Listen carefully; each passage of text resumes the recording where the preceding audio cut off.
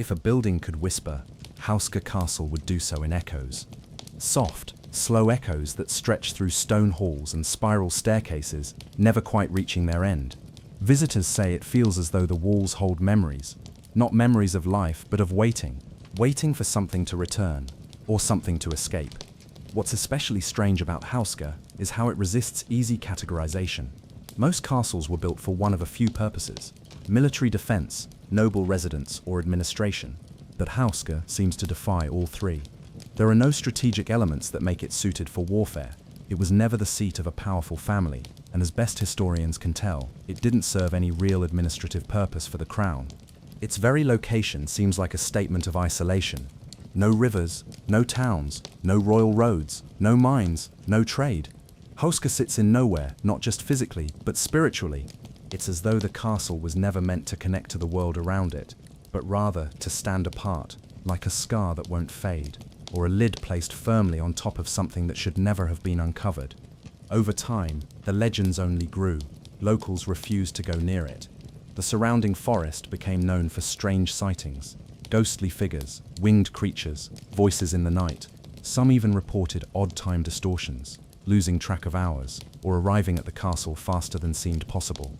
And the chapel, the room built directly over the pit, became the epicenter of these fears. Dark, narrow, and cold, the chapel feels more like a tomb than a place of worship. The floor, legend says, is sealed with thick stone slabs meant to trap the abyss below. But it's not just the floor. Look at the walls, and you'll find murals unlike any other in the region. Medieval frescoes that depict not biblical stories, but strange creatures with animal heads, humans in torment, and hybrid beasts holding weapons. One image in particular stands out: a half-human, half-horse creature aiming a bow with the left hand. In medieval Europe, this was deeply unusual.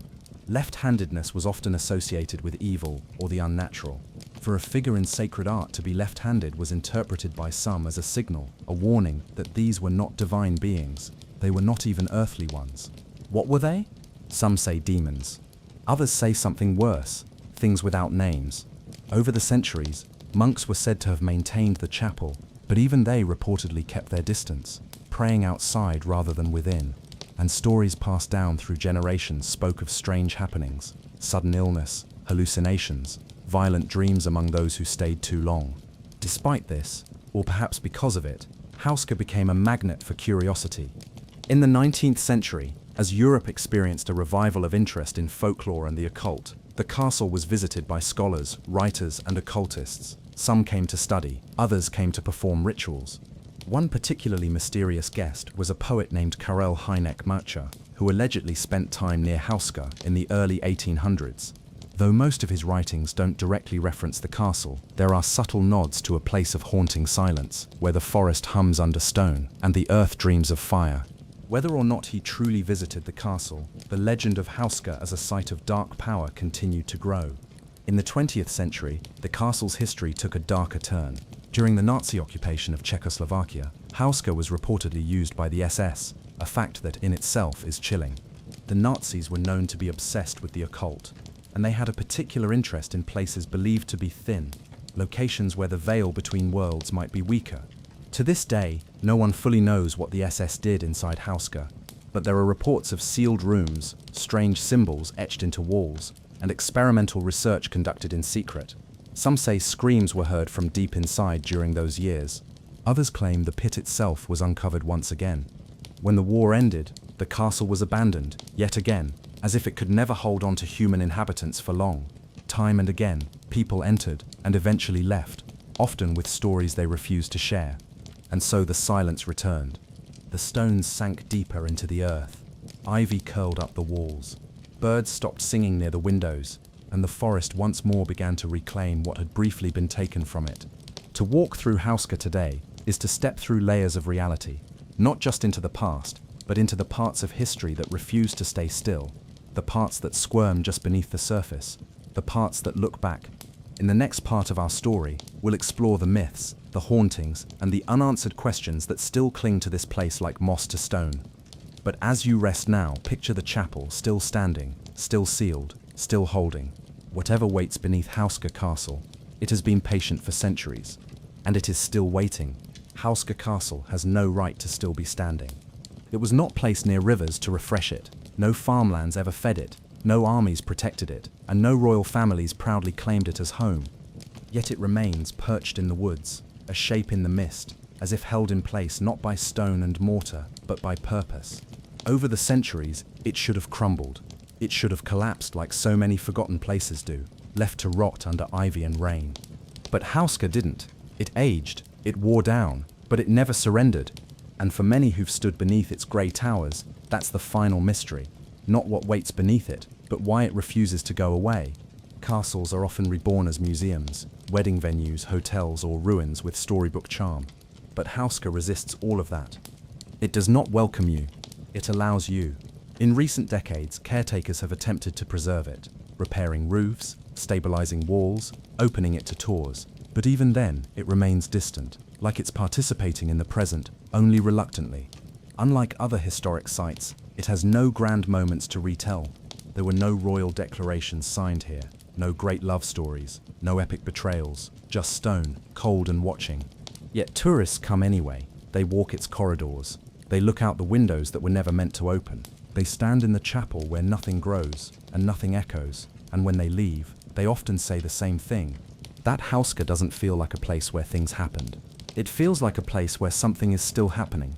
There's a weight to it, a presence. And not just in the legends, but in the structure itself.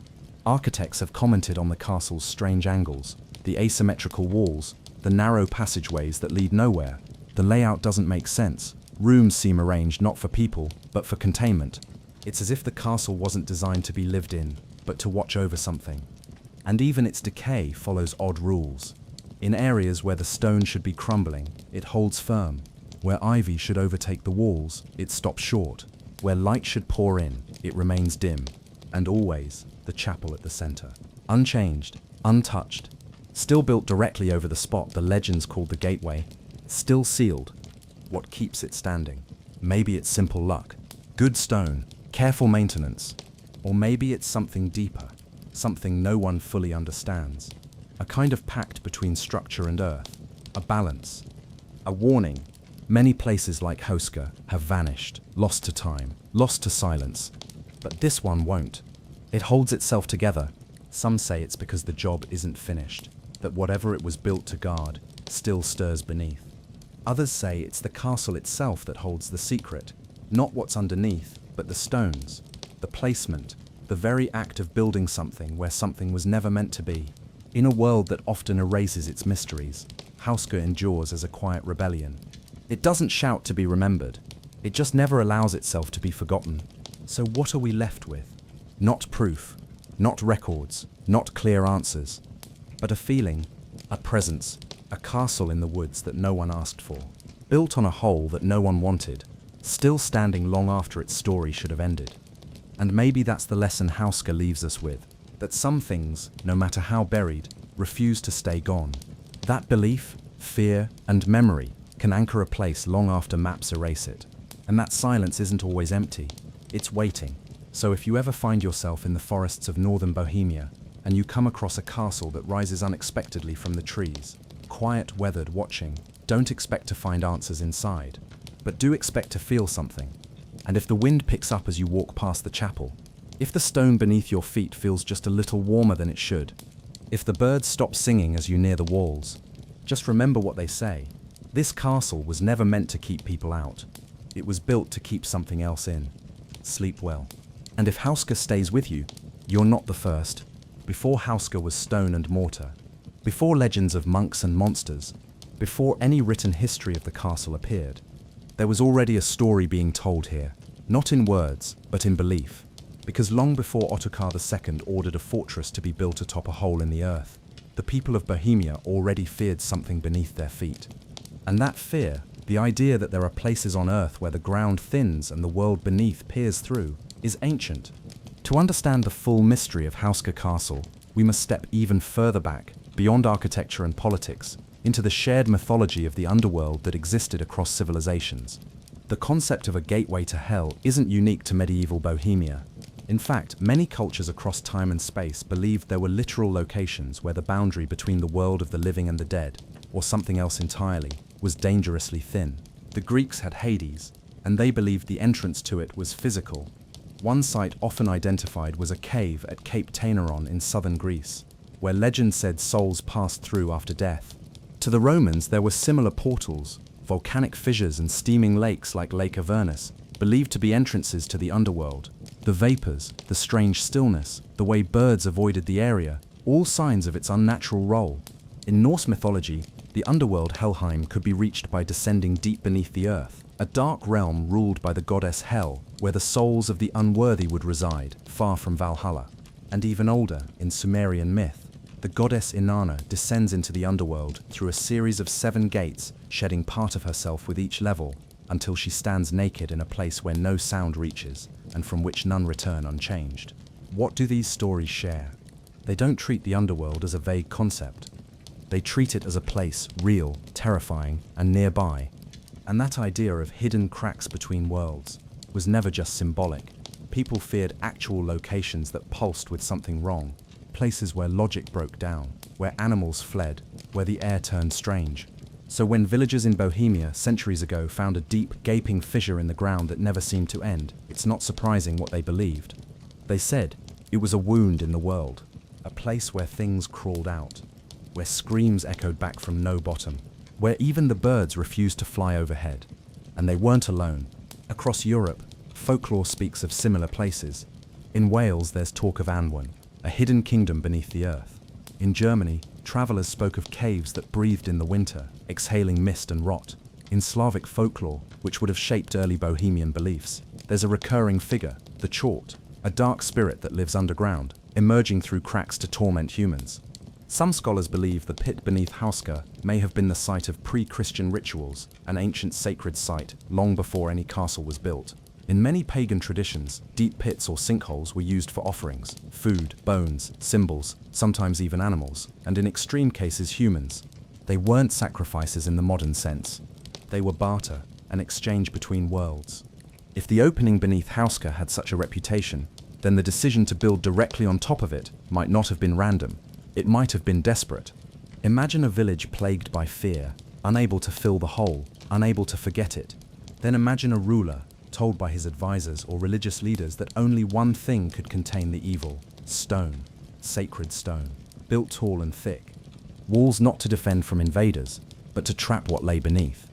And so Houska Castle was born, not as a fortress of power, but a prison of belief, a seal. And that belief that something lies beneath the surface, watching, has never quite faded. To this day, the forest around Houska is quiet in strange ways. Animals avoid it. Visitors describe feelings of heaviness. And though many walk its halls without seeing a single ghost or hearing a single whisper, they leave with the sense that they were not the ones doing the watching. This isn't uncommon for supposed thin places, areas where the veil is believed to wear down. The idea is not always that a spirit reaches through, but that a part of you stays behind, that a thread of your presence is now tied to a place that lives in between. And perhaps that's what keeps people returning to Houska. Not because they expect answers, but because the silence there feels full of memory, of others who've stood in the same place, hearing nothing, but somehow knowing they weren't alone. In our final section, we'll return to the present, to the strange resilience of Houska Castle itself, a structure that refuses to decay, a ruin that won't collapse, a story that refuses to end. But for now, breathe slowly, let the forest settle, and listen to the earth, not for sound, but for feeling.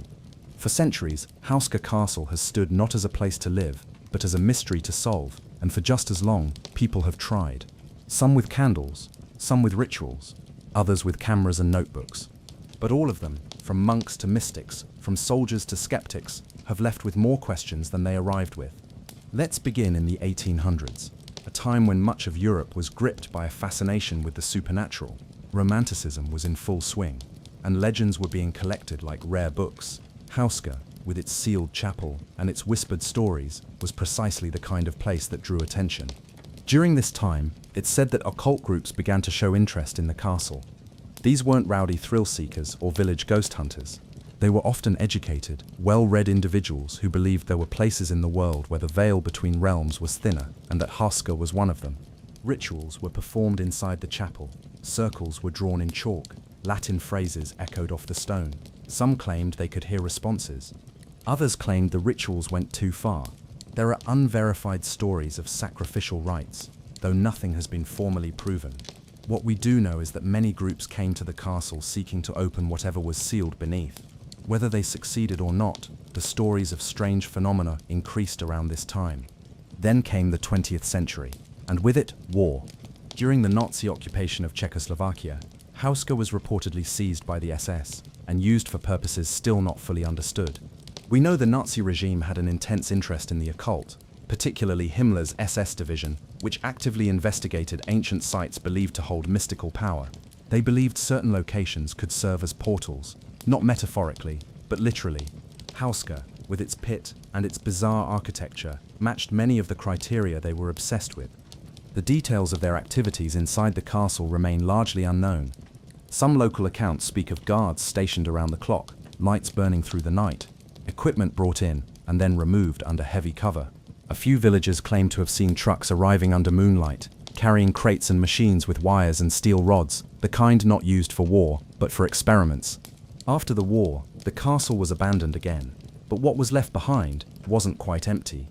Rooms that had once held only dust and silence now held symbols, strange carvings on the inside of wooden beams, scorched circles in the stone, markings that didn't match anything from local history or religion. And perhaps most disturbing of all, parts of the floor near the chapel appeared to have been tampered with, as if someone had tried to open it or had briefly succeeded. Jump ahead to the modern era. In the decades since the fall of communism, Houska has reopened to the public. It's no longer sealed off. Tour guides lead curious visitors through its winding corridors. Photographs can be taken, rooms can be explored, but something has changed. In the 1990s and early 2000s, paranormal researchers began arriving at the site with modern tools, EMF detectors, thermal cameras, audio recorders. They weren't looking for history, they were looking for answers. And some believe they found them. In one investigation, a recording device captured what sounded like multiple voices speaking simultaneously, despite the room being empty. In another, temperature changes of nearly 15 degrees were documented in a sealed hallway. Most notably, several researchers independently reported the same phenomenon in the chapel, the sensation of being pulled downward as if gravity were heavier directly above the sealed pit. Other visitors claim their electronic equipment fails in specific parts of the castle. Drained batteries, frozen cameras, even compasses that spin without reason. And then there are those who come not with science, but with intuition. Spiritual mediums, empaths, and psychics have been brought to Houska to read the space. Almost all of them report an overwhelming presence in the chapel, not violent, but heavy, not angry, but watchful. One psychic said she heard a voice tell her, "You are not supposed to be here, not yet." Even skeptics walk away with unease. Some chalk it up to suggestion, architecture, or natural magnetism, but few leave untouched by the atmosphere. Because Houska doesn't entertain, it doesn't perform on command. Instead, it lingers.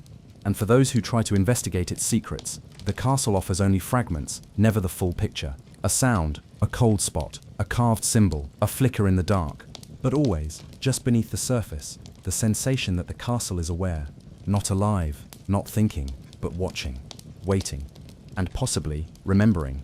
In the next chapter of our story, we'll step even further back, not into science or legend, but into myth, where the idea of a pit to the underworld wasn't strange at all, but part of a deeper, more ancient belief system that spans continents. For now, allow the castle to fade into silence again. Its walls have heard your questions, but answers do not come easily here. Long after the chapel was sealed, long after the villagers stopped whispering about the hole, and long after history had supposedly forgotten Houska, the castle remained, still, heavy, watching. And though the doors were sometimes closed and the rooms left empty, the legends never left.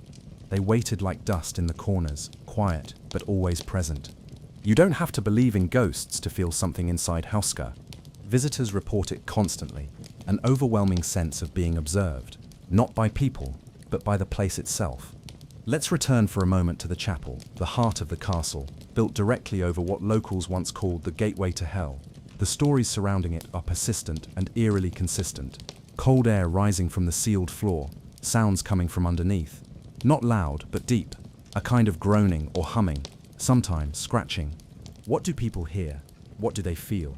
One man described the sensation of walking over the floor like standing above something alive, something vast, ancient, and waiting. Others say their dreams shift after visiting, even if they stay only an hour. One woman claimed she saw a face pressed up behind the stone, not physical, but in her mind, as though the stone were somehow translucent to her alone. And it doesn't end there. In various parts of the castle, people have reported shadow figures, tall humanoid shapes that don't behave like normal shadows. They move without a source. They appear and disappear without pattern. One visitor described seeing a black figure pass silently through a stone wall, only to reappear further down the corridor, standing still. Rooms grow colder without warning. Items shift from where they were placed. Dogs refuse to enter certain rooms. Children grow quiet, uneasy. In one case, a man visiting during the early morning hours described hearing chanting faint, distant but rhythmic. He was alone in the building at the time. Another reported an entirely different phenomenon, time loss. He entered at midday with a small group of researchers. They expected to be inside for perhaps 45 minutes. When they returned to the entrance, 3 hours had passed, though their watches hadn't moved. None of them remembered the additional time. Whether these stories are folklore, exaggeration, or something more, they follow a pattern. Houska doesn't frighten like a haunted house. It doesn't shout, it waits, it observes. And perhaps that's what makes it more unsettling than most so-called cursed places. Houska is not dramatic, it is persistent. Another part of the legend involves black-winged creatures, sometimes described as half-man, half-beast. These entities were supposedly seen by early villagers near the fissure long before the castle was built. They were said to fly only at night, never uttering a sound. And though you might dismiss that as old myth, something odd remains. Even today, birds avoid flying directly over the castle. Not always, not absolutely, but enough to notice. Then there's the matter of dreams. Many who stay at or near Houska, especially overnight, report vivid, often disturbing dreams. Some dream of falling endlessly into a pit. Others dream of standing in front of a massive stone gate with something behind it, something begging to be released in a voice that sounds almost human. Interestingly, the dreams often repeat, even between people who've never met. And some of these people leave with lasting impressions, choosing never to return. Others, however, come back again and again. They describe a sense of being pulled or drawn back, not out of fear, but fascination, like the feeling of almost remembering something. What's perhaps most mysterious is how ordinary Houska can seem in photographs. To those viewing it from a distance, it's simply a grey stone structure with a steep roof, surrounded by forest. But photographs don't show what happens when you stand in its halls. When you lean against the stone, when you descend into its lower chambers and feel the weight of something underneath. Because that's the secret of Houska. It doesn't try to frighten you. It only waits long enough for your own thoughts to fill the silence. There's a strange heaviness to the air, a pressure that builds quietly. The rooms are never truly dark, but never truly light either. You begin to question whether you're alone. Even when you are, you might start to hear soft knocking in the walls, or catch a glimpse of something in the corner of your eye. Is it real? Is it just suggestion? No one can say for sure. But for hundreds of years, Houska has been a gathering place for these experiences, like a net collecting whispers. And the castle, it never defends itself. It simply stands, unmoving, unchanged, unfazed, as if it knows the truth isn't in what you see, it's in what you feel. And whatever you carry with you into Houska, it might carry that back out again, or leave something else in its place. In the next section, we'll look at the people who've tried to uncover Houska's secrets, from occultists to modern-day researchers. But for now, listen to the quiet, let the air settle, because in Houska Castle, even silence has a memory. Welcome, settle in, let your thoughts slow, and allow yourself to drift gently into the past, a past wrapped in stone, shadow, and whispered legend. Tonight, we're traveling far from city lights and into the heart of a dark bohemian forest where something strange rises out of the earth. Not quite a fortress, not quite a home, but something that has endured for centuries without a clear reason. This is the story of Houska Castle, a place that was never truly meant to be visited, yet has never stopped being watched. Tucked into the remote woods of the Czech Republic, far from any natural border, trade route, or royal road, Houska Castle stands in silence, a building that, at first glance, seems like any other old fortress. But look closer, and the oddities begin to pile up. It has no water source, no kitchen. Many of its windows are fake, just openings with painted black panes. Its layout is backwards, facing inward, not outward. And most of all, there's something very unusual about what lies underneath. You see, the legends say that Houska Castle wasn't built to keep people out. It was built to keep something in. Let's begin at the beginning. As far back as the stories go, the land on which Houska stands was once a dense, untamed forest. Locals avoided a particular spot, a strange opening in the ground, a deep fissure in the limestone that never seemed to end. People said it wasn't just a pit, but a gateway to hell itself. This was no metaphor to them. According to medieval tales, villagers believed dark creatures emerged from this pit, things with wings, claws, and voices that didn't echo right. Travelers who approached the hole felt sudden dread. Animals avoided it, and some said the sky above it seemed to darken even when the sun shone. By the mid-1200s, a Bohemian ruler, Ottokar II of Bohemia, ordered a stone fortress to be built directly over the hole. But unlike a typical castle, its strongest walls and defenses weren't pointed outward toward invaders.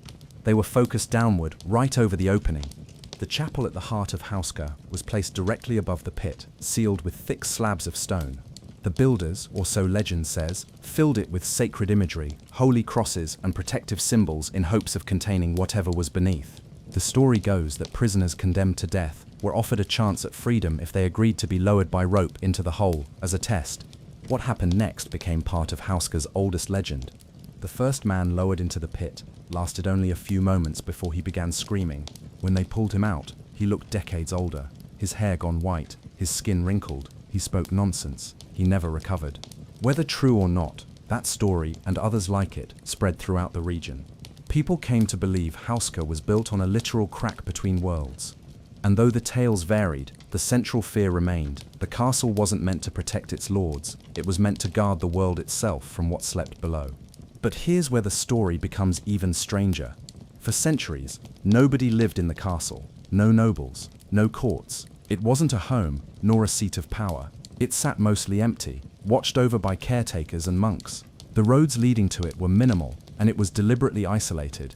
This raises the question, why build such a massive stone structure in such a remote place, and then abandon it? Why go through the trouble, the cost, the labor, to wall off an uninhabited pit in the middle of the woods? And why, even today, do people still report an eerie quiet as they approach? Visitors describe birds going silent, strange pressure in the air, the feeling that something is watching, not from above but from beneath. Inside, Houska is cold. The thick stone absorbs sound. The corridors twist without clear purpose. One chamber leads into another without explanation. You might find yourself standing in a room with no doors, only one narrow slit in the wall for light, or perhaps for something else to watch through. Despite centuries of war, Houska was never attacked. It wasn't needed for defense. It saw no great battles. So why did it endure? That's what makes this castle so captivating.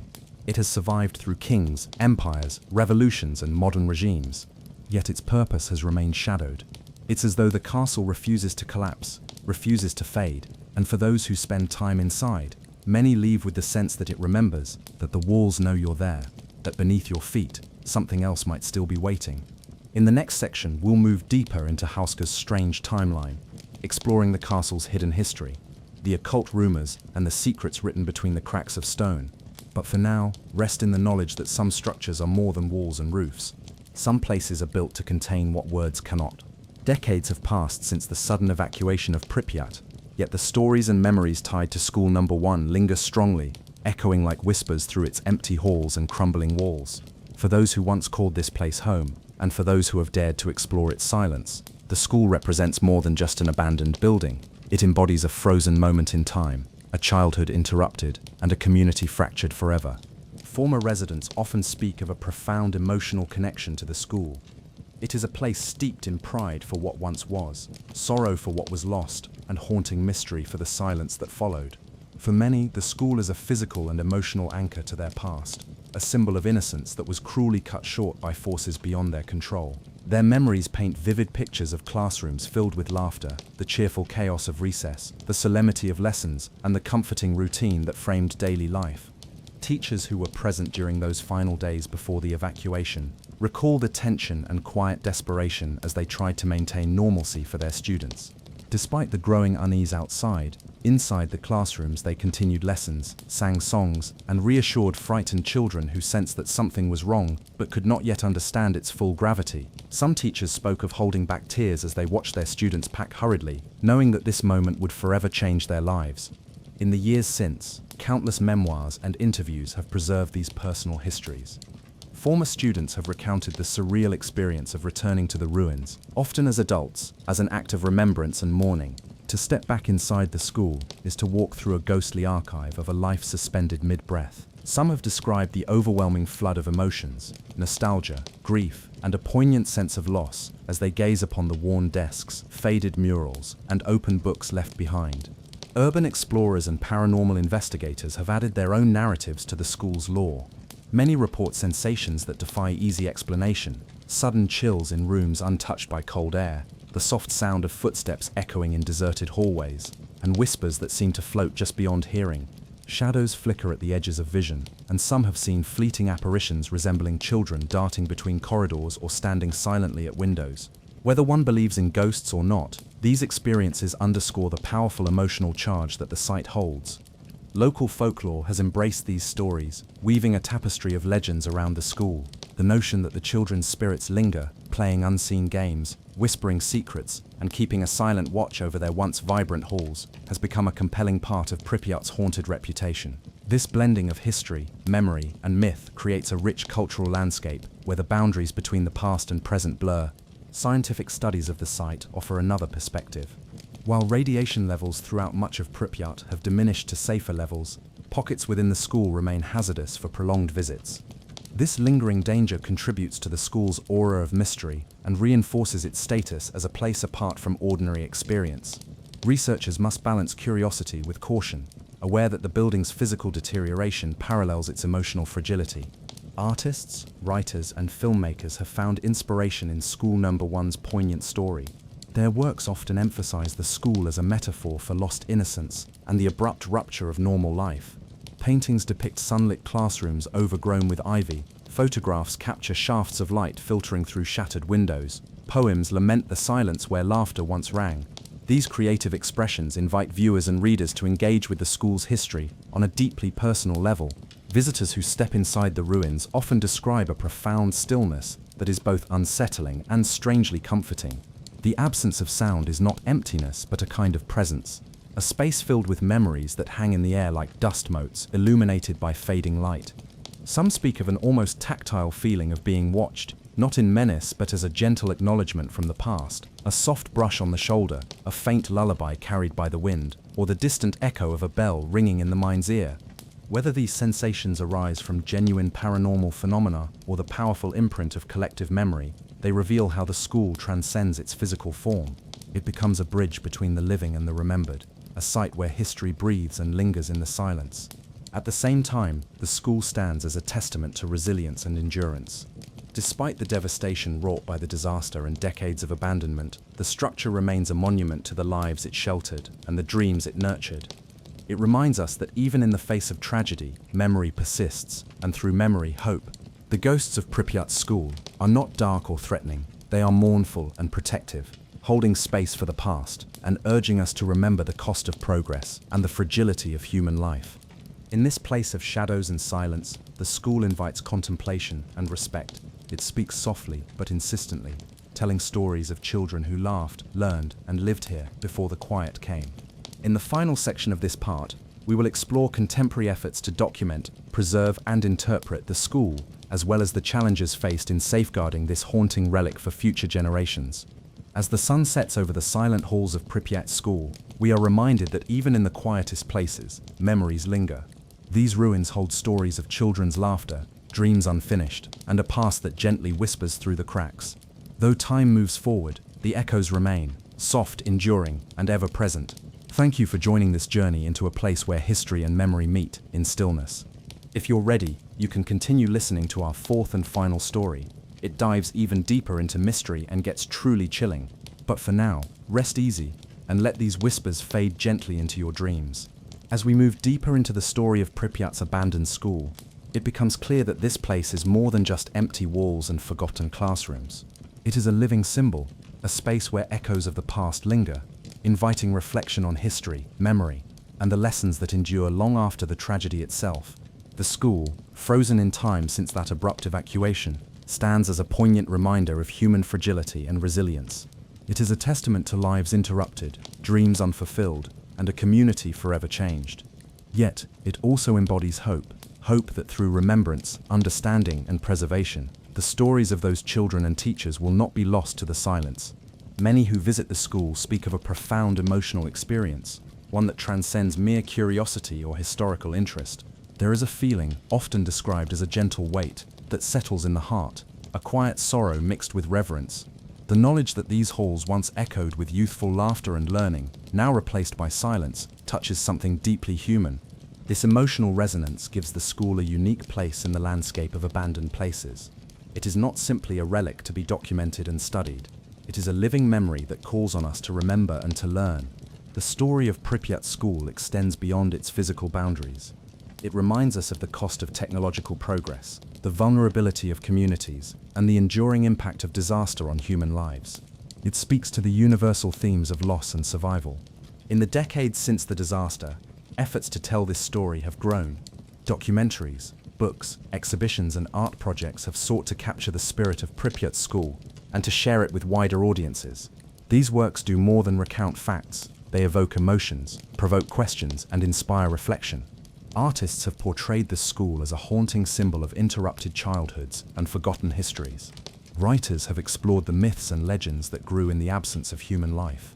Photographers have captured the eerie beauty of decay and nature's reclamation. Together, these efforts ensure that the school remains a vibrant part of cultural memory, not just a distant and silent ruin. At the same time, the lessons of Pripyat School extend into the present and future. It stands as a cautionary tale about the potential consequences of human error and environmental negligence. It challenges us to consider how we approach technology, safety, and responsibility. Preserving the school is not just about maintaining a building, it is about safeguarding a legacy, one that reminds us to listen to history's warnings and to honor the lives it affected. In practical terms, this means supporting conservation efforts, encouraging respectful visitation, and promoting education about the disaster and its aftermath. It means ensuring that the stories of those who lived and worked here continue to be told.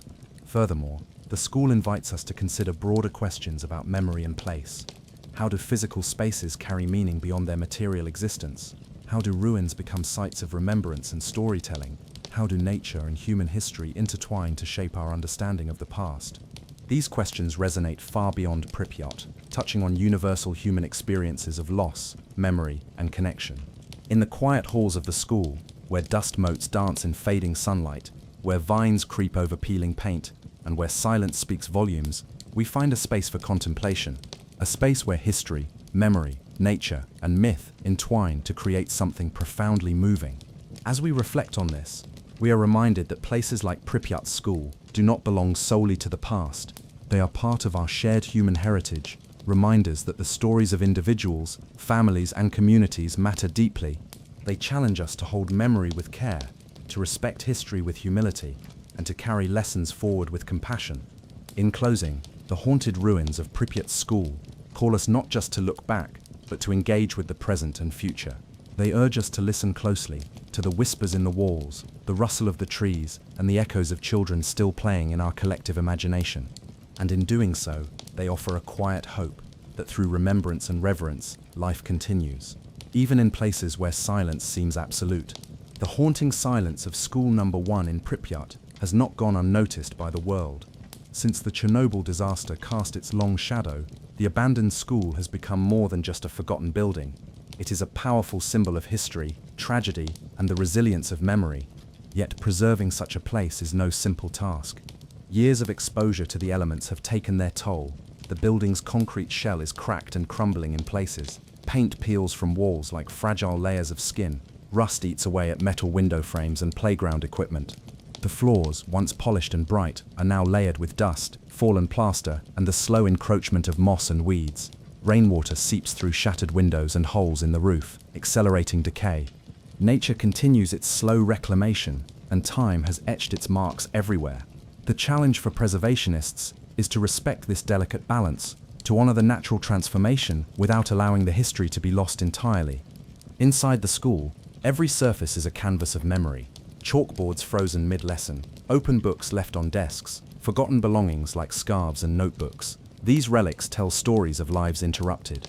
Even the faintest remnants become precious artifacts, fragile links to a vanished world. Documenting these details has become a priority for historians, photographers, and archivists who work tirelessly to capture the essence of Pripyat's schools before more of it disappears. Their efforts include detailed photographic surveys, video recordings, and collection of oral histories from former residents. Digital preservation also plays a vital role. Three-dimensional scanning and virtual reality recreations allow the school to be explored remotely, preserving its atmosphere and history for those who cannot visit in person. These technologies bring the silent halls back to life in new ways, inviting a global audience to witness and remember. Yet preservation is not without its obstacles. Radiation levels, although significantly reduced, still pose health risks in some parts of the school and city, limiting access and complicating restoration work. Safety concerns restrict the time researchers and visitors can spend inside, making thorough conservation difficult. Additionally, there is the question of purpose. Should the school be restored to its former state, or should it be left as a ruin? A poignant reminder of loss and abandonment. Some argue that its current state tells the story more powerfully than any restoration could, that the cracks and decay speak to the passage of time and the fragility of human endeavors. Local and international agencies have debated how best to approach these questions. Some projects aim to stabilize the structures to prevent collapse, while others focus on protecting specific artifacts and murals from further damage. Preservationists walk a fine line, balancing respect for the site's solemn history with the practicalities of conservation. Despite the challenges, the school continues to attract visitors from former residents revisiting their childhood, to curious explorers, historians, and artists seeking inspiration. For many, stepping inside School Number 1 is a deeply moving experience, an encounter with a place where the past lingers palpably in every corner. The school also plays a role in education and remembrance. Documentaries, exhibitions, and books bring its story to audiences worldwide, ensuring that the lessons of Pripyat and Chernobyl remain vivid and relevant.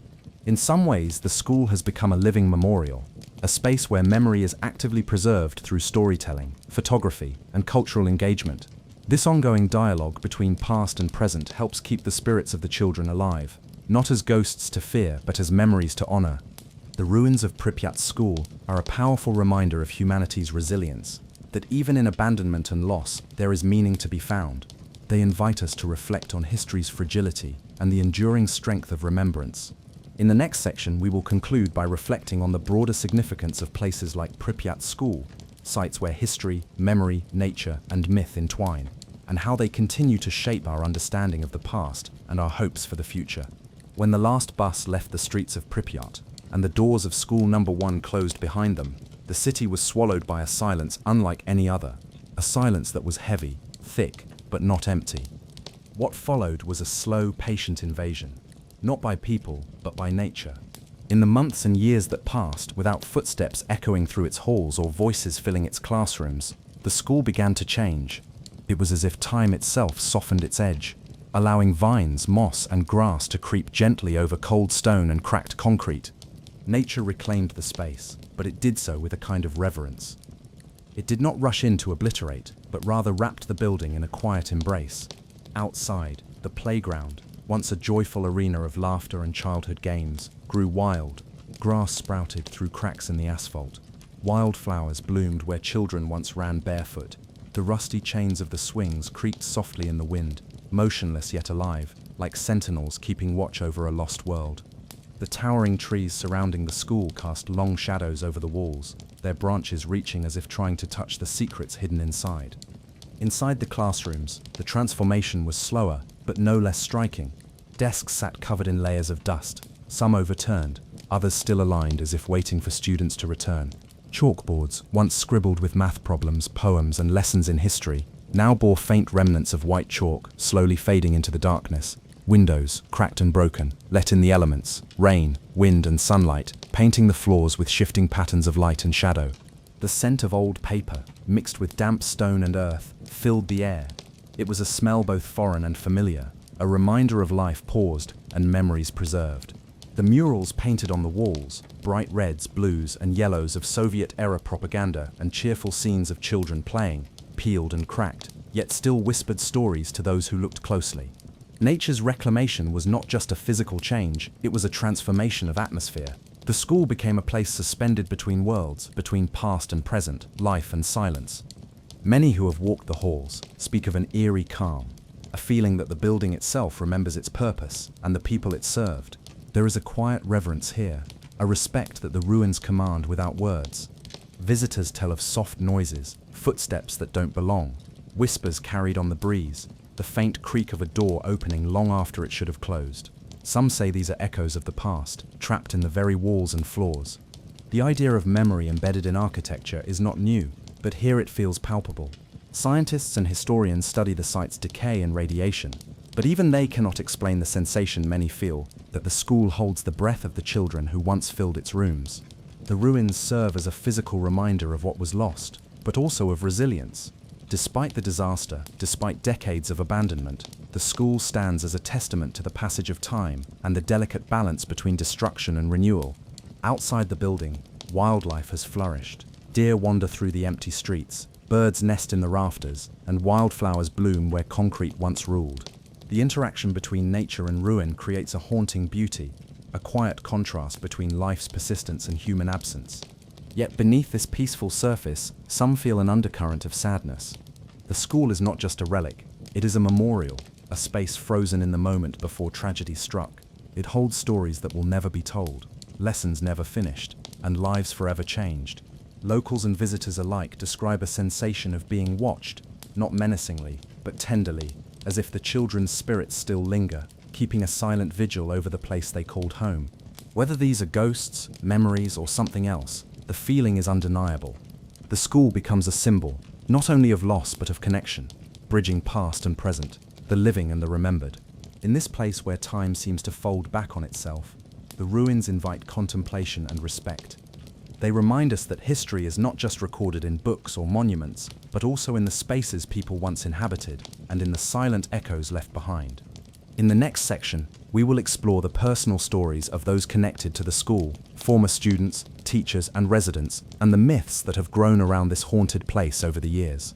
The morning after the explosion, the city of Pripyat was already beginning to change, though many didn't yet understand how deeply. It was April 27, 1986, and the sun rose over a city about to be emptied.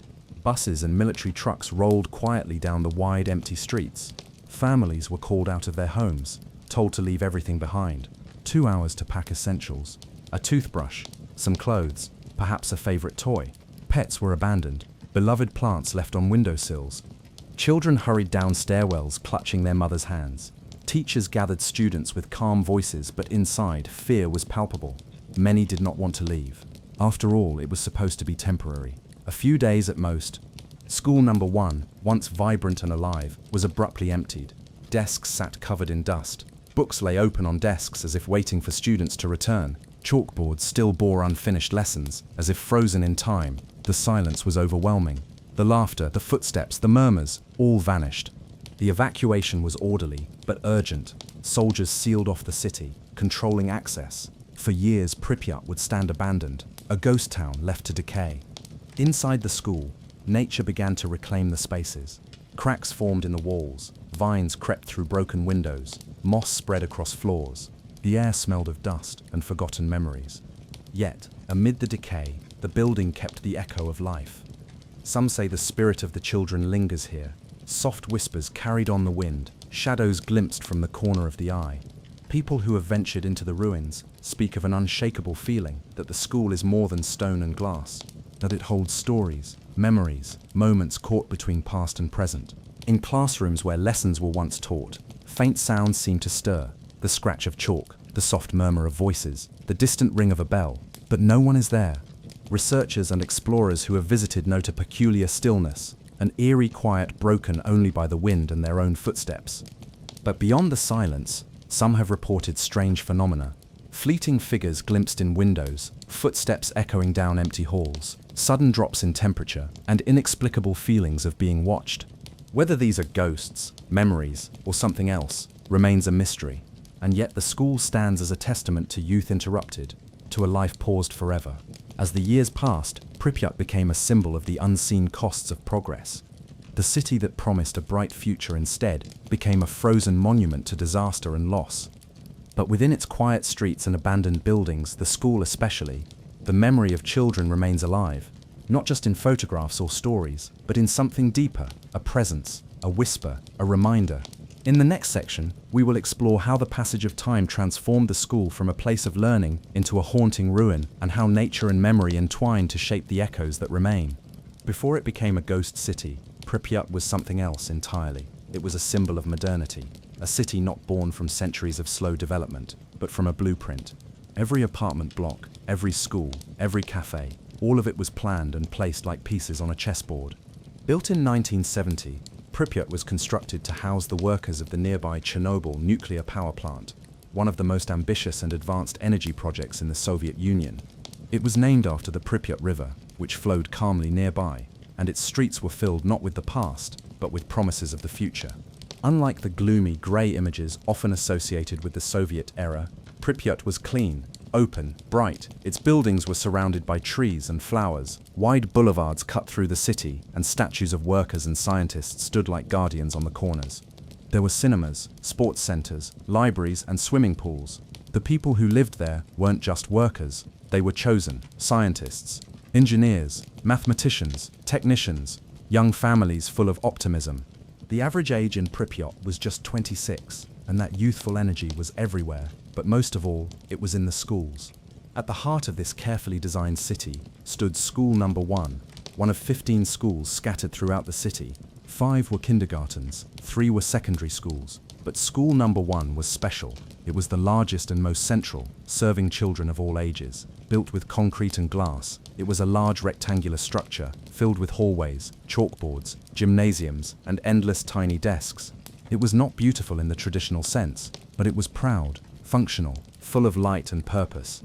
Inside, it was busy and alive. The walls were decorated with children's drawings, brightly painted murals of Soviet heroes and nature scenes.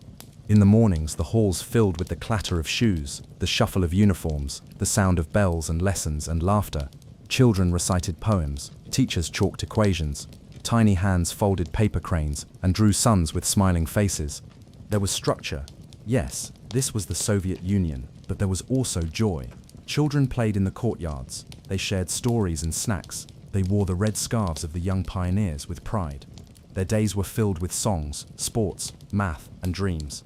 Parents saw a future here, a safe one, a clean one. The power plant would provide electricity. The party would provide order. The city would provide stability. And the children, the next generation, would grow up smarter, healthier, and stronger. In the spring of 1986, all of that was in motion. That April, the school year was winding toward its final stretch. Students were preparing for exams. Teachers were finalizing their curriculums. The weather was warming. The sidewalks were blooming with tulips. Children ran freely through courtyards and parks. School windows were propped open to let in the breeze. Classrooms were full of anticipation, not of tragedy, but of summer. The last photos taken inside School Number 1 show exactly what you'd expect.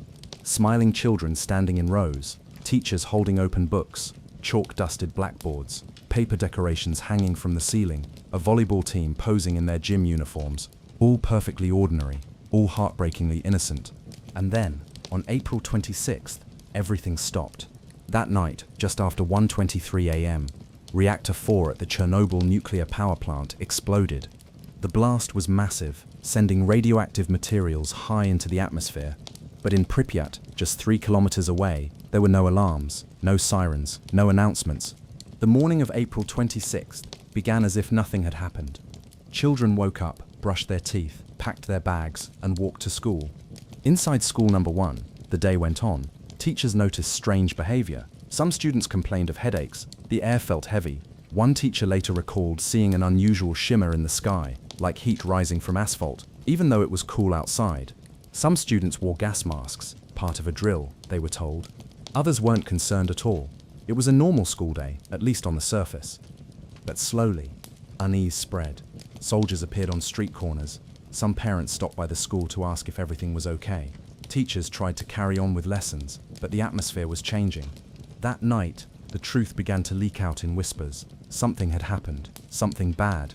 The next day, April 27th, The evacuation order came.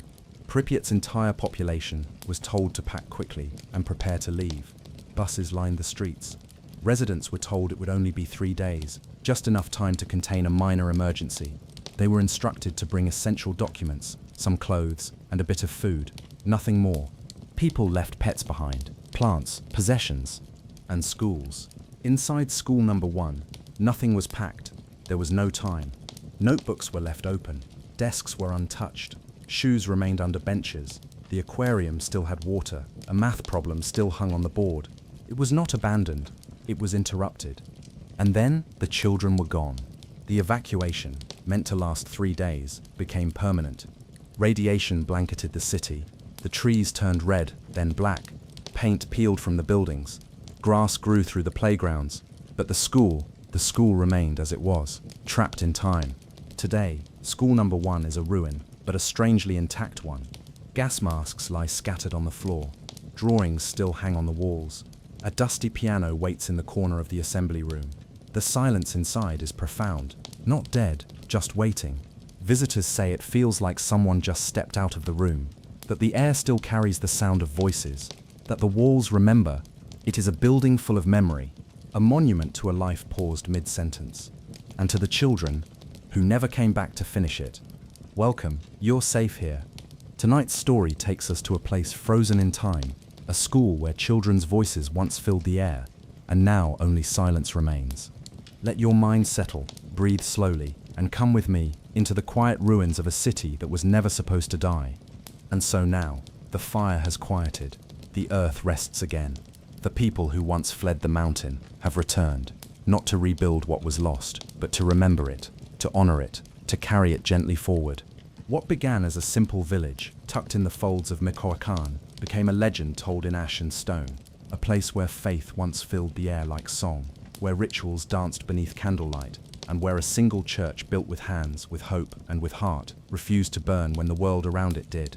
In its silence, the church speaks louder than ever, not through miracles shouted from mountaintops, but through the quiet persistence of stone, through stories passed from grandmother to grandson, through footsteps carefully placed upon cooled lava, through the hands that still light candles, still whisper prayers, still listen.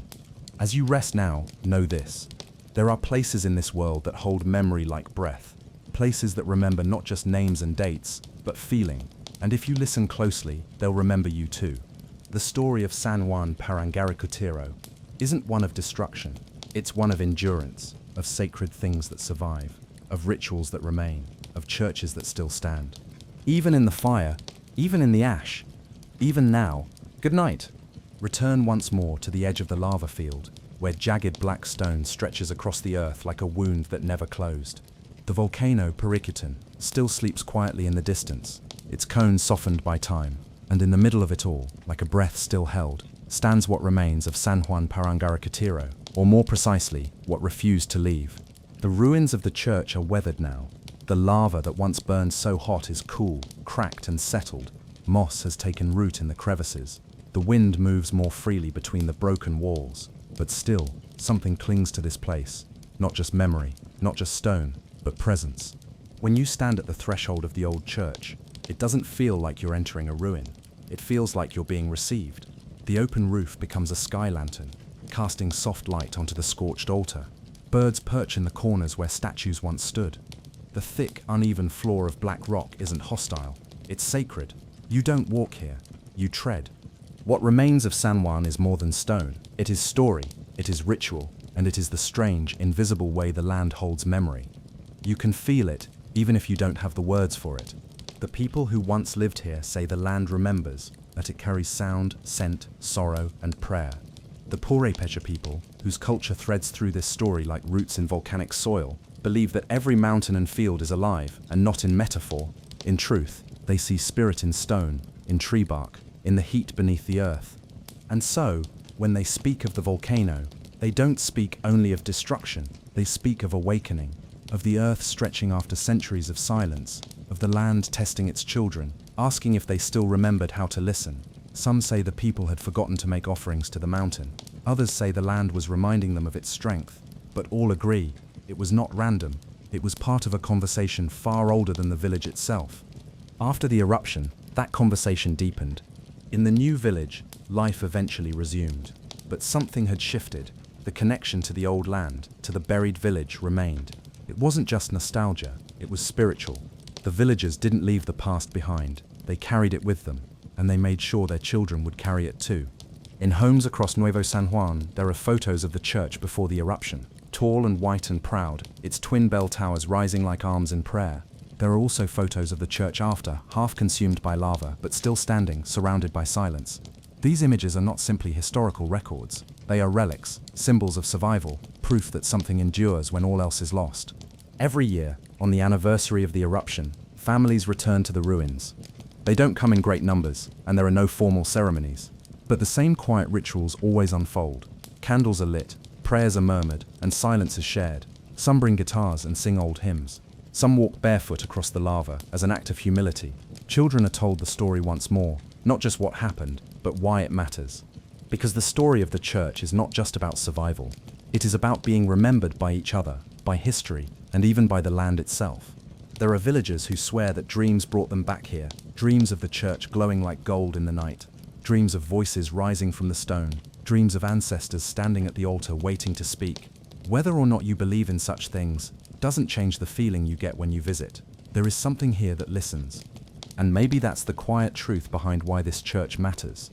It is a place that receives. It receives sorrow, reverence, awe, grief, wonder, and stillness. It gives nothing back but silence, but the kind of silence that fills rather than empties. It offers no answers, only presence. In recent years, new generations of artists, scholars, and spiritual seekers have found their way here. Some come to sketch or photograph the site. Others write songs or poems inspired by its endurance. A few come to simply sit, hour after hour, with no agenda, but to be near what survived. There's no official sign marking the edge of the church ruins. No visitor center, no souvenir stand, no guided tour. That's intentional. The locals believe that the place must remain quiet to remain sacred. Too much attention, too much noise might drown the voice that still hums here. And what is that voice saying? Perhaps it's reminding us that not everything strong is loud, that not all miracles involve thunder and light. Some are soft, some simply persist. A church built with devotion and touched by ritual stood in the path of fire, and it did not fall. That is the miracle. And perhaps the land remembers not just the eruption, but the hands that built the church, the children that were baptized there, the weddings, the funerals, the whispered prayers, the sacred songs. Maybe the reason the church still stands is because the land chose to hold it, just as it holds the memory of those who loved it. Now, as this story comes to a close, picture the scene once more. The cracked black lava like an ocean frozen mid-wave. The old stone walls reaching upward, a breeze moving through empty windows. Somewhere a candle flickers beside the altar, and overhead, the open sky, vast and watchful. You are not alone here. The past breathes beside you, and the church still stands. There are stories that end with a quiet sigh. Soft, complete, final, but some stories resist such endings. They settle instead into the cracks of time, like seeds beneath stone, waiting to grow again. The story of the church that refused to burn is not one that concludes, it lingers, it spreads. It touches people far from the lava fields of Michoacán, reaching beyond the village that was buried and the volcano that still sleeps. Its legacy is not only in stone, but in memory, in culture, and in the quiet endurance of the human spirit. Long after the eruption ended, after the villagers had moved on and the lava had hardened into black walls across the land, the story of San Juan Parangaricatiro continued to echo. What began as a local memory, carried in family stories and quiet rituals, slowly became something more universal, something symbolic. Today, the image of the half-buried church stands among the most enduring photographs in Mexican cultural history. It is printed in textbooks, hung on walls in schools, and used in documentaries, travel essays, and even spiritual reflections. But its fame does not come from spectacle, it comes from stillness, the way it reminds us, without saying a word, of what survives. In the years since the eruption, artists, poets, and musicians have drawn inspiration from the church and the village. Murals have been painted showing the eruption, with the church untouched by fire, glowing with soft light. Poems have described it as a heart that kept beating beneath the ash. Songs, sung in both Spanish and Purépecha, recall the night the mountain roared and the people prayed, and how something in the dark answered. The site itself has changed slowly. Moss now creeps over the lower stones. Small shrubs grow in cracks where the lava cooled unevenly. The air, once filled with ash and smoke, is clear now, often still, with only bird song breaking the silence. Yet the sense of presence remains. Visitors often speak of a feeling there like being watched or remembered or even gently welcomed. Tourism, while modest and mostly respectful, has brought more attention to the ruins. Travelers arrive by foot or horseback along narrow trails that wind through hardened lava. Some come as skeptics, curious about the so-called miracle church. Others come seeking something less tangible, a moment of peace, a sense of awe, or simply to be near a place that has endured. Local communities have worked to preserve not just the structure, but the meaning. They guard the stories carefully, telling them not like historical facts, but like prayers. You'll rarely hear anyone boast about the church's survival. Instead, they speak of it with humility, as if it was never theirs to claim. The church chose to stay, one elder once said quietly, so we must choose to remember. The memory of the eruption has shaped more than just the identity of the village. It's influenced the way people think about land, time, and spirit. For the Purepecha people, the story confirms what their ancestors always believed, that the earth is alive, and that the things built with love and purpose can endure even when the world around them changes. The eruption of Paricutin is still studied in geology classes. Scientists often marvel at the chance to observe a volcano's full life cycle, from sudden birth to long dormancy. It remains a textbook case. But outside the textbooks, among those who live near the site or carry its story, it's not the science that holds the most weight. It's the silence, the stone, the soft voice of something sacred that spoke not through thunder or fire, but through what it chose not to destroy. There is something deeply human in the way we respond to ruins. We are drawn to them, not just because they show us what has been lost, but because they suggest what can be kept. They remind us that even after devastation, something can still stand, something can still hold beauty, dignity, and grace. In this way, the church at San Juan Parangaricutiro has become a kind of quiet lighthouse, not to guide ships, but to steady hearts. A symbol not only of resilience, but of how memory itself can become sacred ground. Local festivals still honor the village that once was. Children in the new town dress in traditional clothing, reenacting the days before the eruption. Dances are performed to the beat of ancient drums. Stories are told aloud under the stars, just as they were in the past. And always the church is mentioned, not just as a building, but as a spirit. In modern times, with the rise of digital storytelling, the legend has reached further still. Videos, essays, and documentaries in multiple languages share the tale. People around the world now know of this little church that refused to burn, and while many admire the photos and marvel at the facts, there are some who feel a quiet connection, who understand that this isn't just about a volcano or a miracle, it's about all of us. Because every person, in some way, stands in their own field of ash. Every life has its eruptions, and if we're lucky, if we are grounded in something meaningful, maybe something inside us will remain untouched, unburned, and unbroken. As you rest now, think of the church, silent, surrounded, standing. Let it be a symbol of what endures when everything else falls away. Let it remind you that memory is not just a record of the past, it is a shelter, and that even among ruins, something sacred always remains. In the final section of this story, we'll return once more to the heart of the village, where memory, faith, and nature meet, and consider what it truly means to be remembered by the land itself. Some places are not just remembered, they remember you. That idea lingers softly in the air as visitors walk the winding path through the lava fields toward the half-buried church of San Juan Parangaricutiro. Surrounded by miles of dark volcanic stone, it stands there quietly, as if waiting, not for attention, not for crowds, but simply waiting for the next soul to arrive and listen. To those who come here today, the journey is often personal. Some are descendants of the villagers who fled the eruption and grew up hearing their grandparents speak of ash falling like snow and of nights filled with orange fire. Others are travelers, drawn by curiosity, mysticism, or the strange poetic beauty of a place so defiant it refused to vanish. Whatever brings them, they often leave with more than they expected. From the first moment the ruins come into view, rising unexpectedly from the jagged black sea of cooled lava, something shifts. The tall stone bell tower juts upward, weathered but strong, and just beside it the fragmented walls stretch like ribs of a sleeping giant. There is no roof now, just the open sky, and yet the space within still feels enclosed, protected, sacred. Inside, it's quiet, not the silence of emptiness, but of reverence, the kind of quiet you might hear in an ancient forest or a candle-lit chapel at dusk. Even the footsteps of visitors seem to soften, as if the ground itself asks for gentleness. People do not rush here, they linger, they touch the walls. Some leave small offerings, flowers, crosses made from twigs, handwritten notes folded carefully and tucked into cracks in the stone. Others simply sit for a while, heads bowed, eyes closed, breathing in the silence. It's not uncommon for people to cry here, and when they do, no one asks why. What's striking is that no formal signage explains the site in depth. There are no bright placards, no museum audio tours, no arrows pointing to photo spots. The church stands on its own, and the stories are passed along through word of mouth, soft conversations, and shared memories. Locals who guide visitors don't recite rehearsed speeches. They tell it like a memory, not a history. They speak of how the church stood while the village fell, how it seemed to glow in the ash-covered night, how even as lava surrounded it, the heart of the building, the altar, the cross, the walls that had witnessed generations remained intact. And always, they speak of how the people who had lost everything still returned here, year after year, to pray among the stone and soot.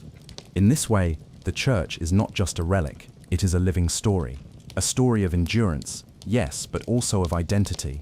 For the descendants of San Juan Parangaricatero, it serves as a connection to their ancestors and to the spirit of the land itself. To visit it is not to remember what was destroyed, but what remained. In Nuevo San Juan, the village built after the eruption, these ties to the old church are still deeply felt. Though decades have passed, it remains common for families to make annual pilgrimages back to the ruins.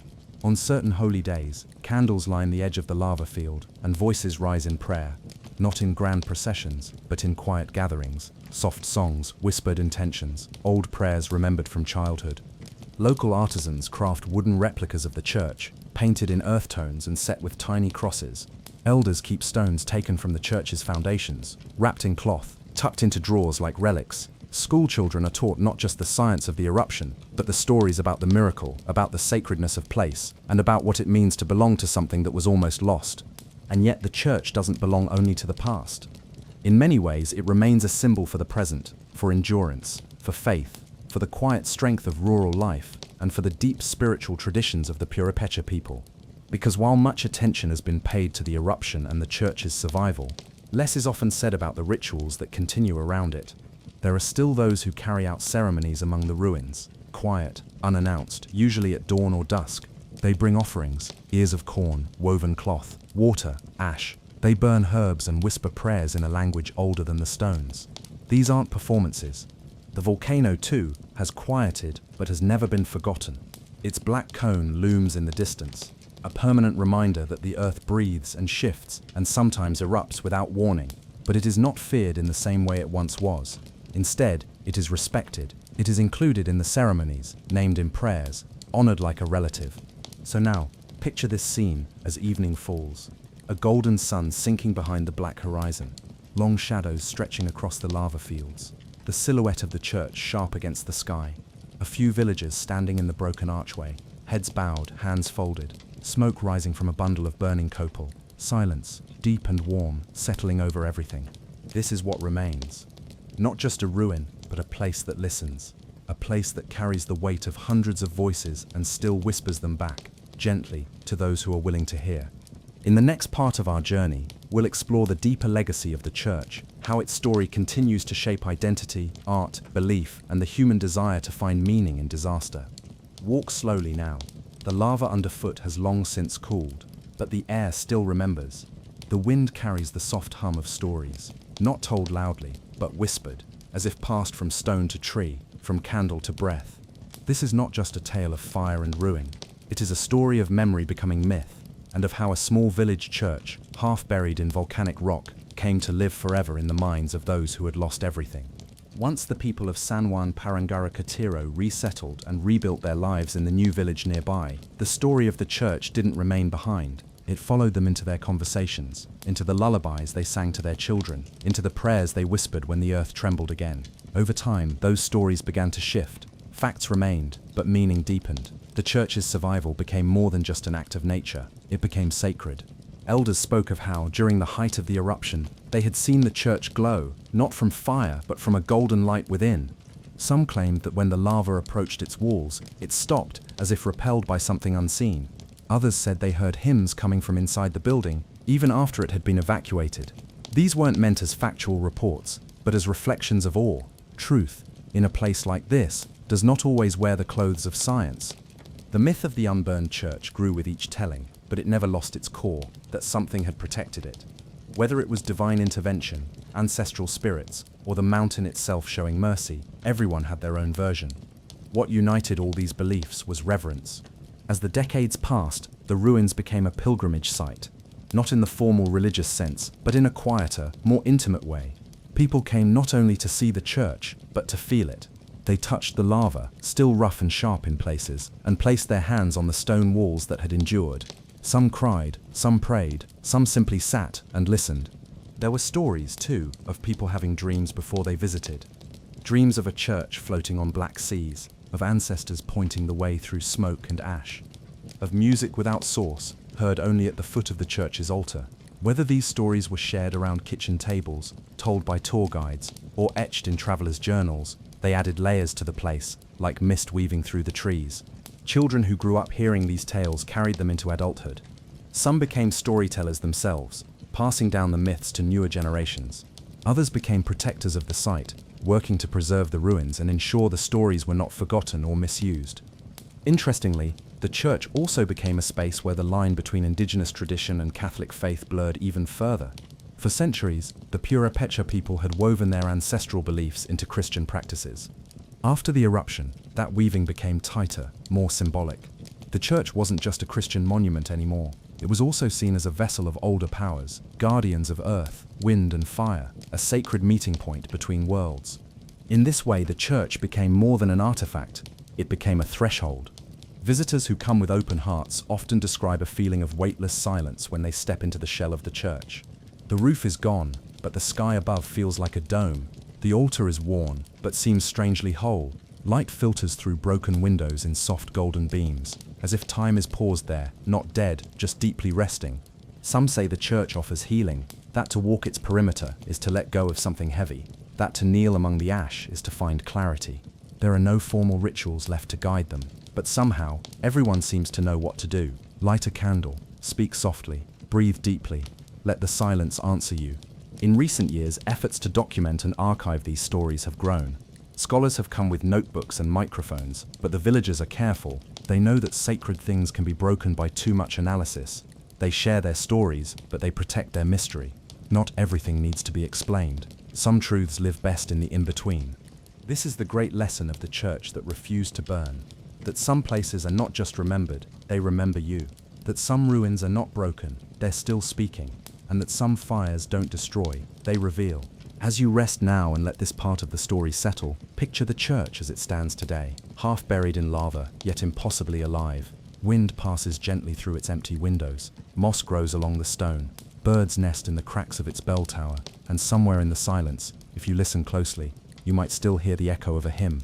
In the next section, we'll walk deeper into the role this place plays today, how it shapes identity, remembrance, and the quiet resilience of a people who remember not just what was lost, but what endured. When the ground finally grew still and the fires quieted, the world left behind looked nothing like the one the villagers had known. What had once been fertile fields and vibrant homes was now a hardened black desert of volcanic rock, cracked, scorched, and silent. The eruption of Paricutin had reshaped not only the land but the lives and spirits of all who once lived in San Juan Paringaricutiá. In the immediate aftermath, there was no celebration, there was only silence. The kind of silence that hangs in the air after a storm has passed, heavy, still, and uncertain. Families who had evacuated months or even years earlier stood on the edges of the lava fields, staring out at what remained. Some wept, others simply watched, unable to speak. Their village was gone, but something unexpected remained.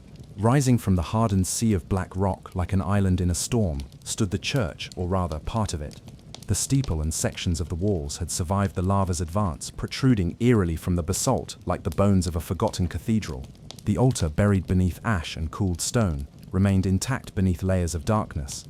It became clear that this was no ordinary ruin. People whispered that the church had survived for a reason, that its survival was a message, a sign from the divine, or from the earth itself. In the eyes of many, it was sacred. Though the village could not be saved, the church became a beacon, a spiritual and cultural monument, drawing visitors not only from neighboring regions, but eventually from across the world. Pilgrims came to pray, scientists came to study, Artists came to sketch and capture the strange beauty of this half-swallowed sanctuary. Meanwhile, the displaced villagers had to begin their lives again. Most resettled in a new town called Nuevo San Juan Parangaricatiro, just a few kilometers away, beyond the reach of the lava. The transition was not easy. The land was unfamiliar, and the sense of disconnection from their ancestral homes was profound. But the community remained strong, bound by shared memory, tradition, and the guiding presence of the church that had not burned. In this new town, traditions were not forgotten. The people continued to observe the same festivals, conduct the same rituals, and sing the same songs passed down for generations. But now, they also added new prayers, ones of survival, resilience, and gratitude for the strange miracle left behind in the ashes. Each year, many villagers returned to the ruins of the old church to hold ceremonies. They brought flowers and candles, placing them along the stone that still bore the heat of the earth's fury. These gatherings were quiet and reverent. Elders spoke in soft tones about the old village, telling stories to the younger generations so the memory would not fade. Scientists who visited the site offered logical explanations. They said the church had been built on slightly elevated ground, that the lava cooled before it could rise high enough to destroy the structure. They studied the flow paths and rock composition and mapped the movement of the eruption in meticulous detail. But for the villagers, the church's endurance wasn't about geology, it was about meaning. It had become a living symbol, a sign that while everything else could be taken, some things, faith, memory, and spirit, could remain untouched. In time, the story of the church spread. Documentaries, articles, and photographs brought international attention to the ruins. Some came seeking spiritual inspiration, others came chasing mystery, but all left with a sense of awe, the kind that only silence and stone can evoke. Nature, too, slowly began to reclaim the scarred land. Small plants pushed their way through cracks in the lava. Wildflowers bloomed where ash had once fallen like snow. Birds returned to nest in the crevices of the church walls. Life was beginning again, just as it always does, slowly, quietly, persistently. The church ruins, now part of a protected area, stand as both a reminder and a lesson. They remind us that the earth is alive and powerful, and that our place upon it is always temporary. They teach us that resilience is not about resisting change, but about finding meaning within it. For the descendants of San Juan Parangaricatiro, the old church is not just a monument, it is part of them. It is where their grandparents were married, where their parents were baptized, where generations of joy and sorrow were held in shared spaces of ritual and faith. As we move forward in this story, let us carry with us the quiet power of that church. Let us walk gently across the lava fields in our minds, listening not just to the silence, but to the voices it holds. They are the voices of a people who endured fire and who found, in the ashes, a reason to believe again. In the next part, we will explore how these stories transformed into legends, and how myth, memory, and mystery became woven into the very stones of this sacred ruin. The earth began to tremble gently at first, a subtle whisper beneath the feet of San Juan Parangaricatiro's villagers. Those faint tremors soon grew louder, shaking the ground and rattling windows. The land itself seemed to be awakening from a deep slumber, stirring with a force both ancient and immense. On February 20th, 1943, the earth finally cracked open. What started as a small fissure in a farmer's field rapidly transformed into a towering column of smoke, ash, and fire. The birth of Parikutan volcano was sudden and fierce, a spectacle of nature's power that few could have imagined. For 9 long years, the volcano erupted. Its fiery breath reshaped the land, its molten lava swallowing everything in its path. Forests burned, rivers of molten rock flowed, and ash fell like grey snow, blanketing the village and its surroundings. The villagers watched with a mix of fear, awe, and disbelief as their home was slowly consumed. Crops died beneath the choking ash, and the air grew heavy with sulfur and smoke. Livestock fled or perished. Roads became impassable, and communication with neighboring areas grew difficult. Despite the devastation, many refused to leave immediately. Their deep ties to the land and the community anchored them. They believed in the power of faith and ritual to protect and guide them through the disaster. Scientists from around the world came to study Parikutin, intrigued by its unprecedented birth and growth. This was the first time a volcano's life cycle had been observed from its very beginning, offering invaluable insights into geology and volcanology. The eruption began with explosive bursts, sending ash columns high into the sky. Pyroclastic flows, fast-moving currents of hot gas and volcanic matter surged down the slopes, destroying everything in their path. Lava fountains and flows marked the landscape with rivers of glowing rock. The lava itself was relentless, creeping slowly but inevitably toward the village. Homes, fields, and forests fell beneath its dark, molten weight. The villagers could only watch as the earth they had known transformed beyond recognition. Amid this destruction, the church became a silent sentinel. When the lava reached it, instead of consuming the building, it flowed around and partially buried the structure. The thick, slow-moving lava cooled quickly against the church's stone walls, forming a protective shell that preserved the building. The image of the half-buried church, standing firm amidst the blackened wasteland, captured imaginations worldwide. To many, it became a symbol of hope, an anchor of faith in a landscape otherwise defined by loss. The scientific explanations for this phenomenon are fascinating. Lava flow dynamics, cooling rates, and the physical properties of the church's materials all contributed to its preservation. Yet no matter the explanation, the church's endurance feels like a miracle. The villagers' connection to this miracle was profound. They believed that their prayers, rituals, and faith had shielded the church from destruction. The building was seen not just as a structure, but as a guardian spirit watching over the community. As the years passed, the eruption slowed and eventually ceased. The land around San Juan Parangaricatiro was forever changed, a new terrain shaped by fire and stone. The village itself was lost beneath layers of volcanic rock, but the church remained, a haunting relic emerging from the lava fields. Its walls told a story of resilience, a story echoed in the hearts of the people who had once called this place home. Today, the ruins stand as a testament to nature's duality, its power to destroy, and its capacity to inspire awe and reverence. Visitors who come here are reminded of the delicate balance between humanity and the earth. The church's survival invites us to reflect on our own vulnerabilities and strengths. It asks us to consider what anchors us when the world shifts beneath our feet. It whispers of faith, tradition, and the enduring human spirit. As you listen, imagine the heat of molten lava creeping slowly forward, the sky darkened by ash clouds, and the quiet defiance of a church refusing to be consumed. Feel the tension between destruction and preservation, chaos and calm. This chapter of our story offers both a window into geological wonder and a meditation on resilience in the face of overwhelming odds. In the next section, we will explore the aftermath, how the landscape healed, how the people rebuilt their lives, and how the church's legacy continues to inspire. As the fiery mountain awakened, the people of San Juan Parangaricatiro did not face this new threat alone. Their strength was rooted deeply in tradition, in rituals passed down through generations, connecting them to the earth, the spirits, and the divine. These sacred practices provided comfort and guidance in a time when the ground beneath them was breaking apart. The Purepecha people, indigenous to this region, held a rich spiritual relationship with the natural world. Their rituals were woven into every part of life, from planting and harvesting to healing and celebration. When the volcano erupted, these customs became lifelines, helping the villagers to understand and endure the upheaval. Central to their faith was the belief that the land itself was alive, animated by forces both seen and unseen. Mountains were sacred, portals between worlds. The eruption of Paracutin was not just a geological event, but a profound spiritual moment, a conversation between earth and people, a test of faith. In the days following the first eruption, villagers gathered in the church, seeking solace and strength. The church was the heart of their community, a sanctuary where prayers were offered to San Juan Bautista for protection. Candles flickered in the dim light, incense smoke curled in the air, carrying the hopes and fears of the congregation upward. Traditional ceremonies, often held in the open air near the volcano's edges, blended Catholic rites with indigenous customs, a syncretism born of centuries of cultural blending. Offerings of maize, flowers, and copal were laid upon altars, songs in native tongue rose to the sky, and prayers were chanted to calm the spirit of the mountain. These rituals were believed to placate the forces of nature and call for mercy.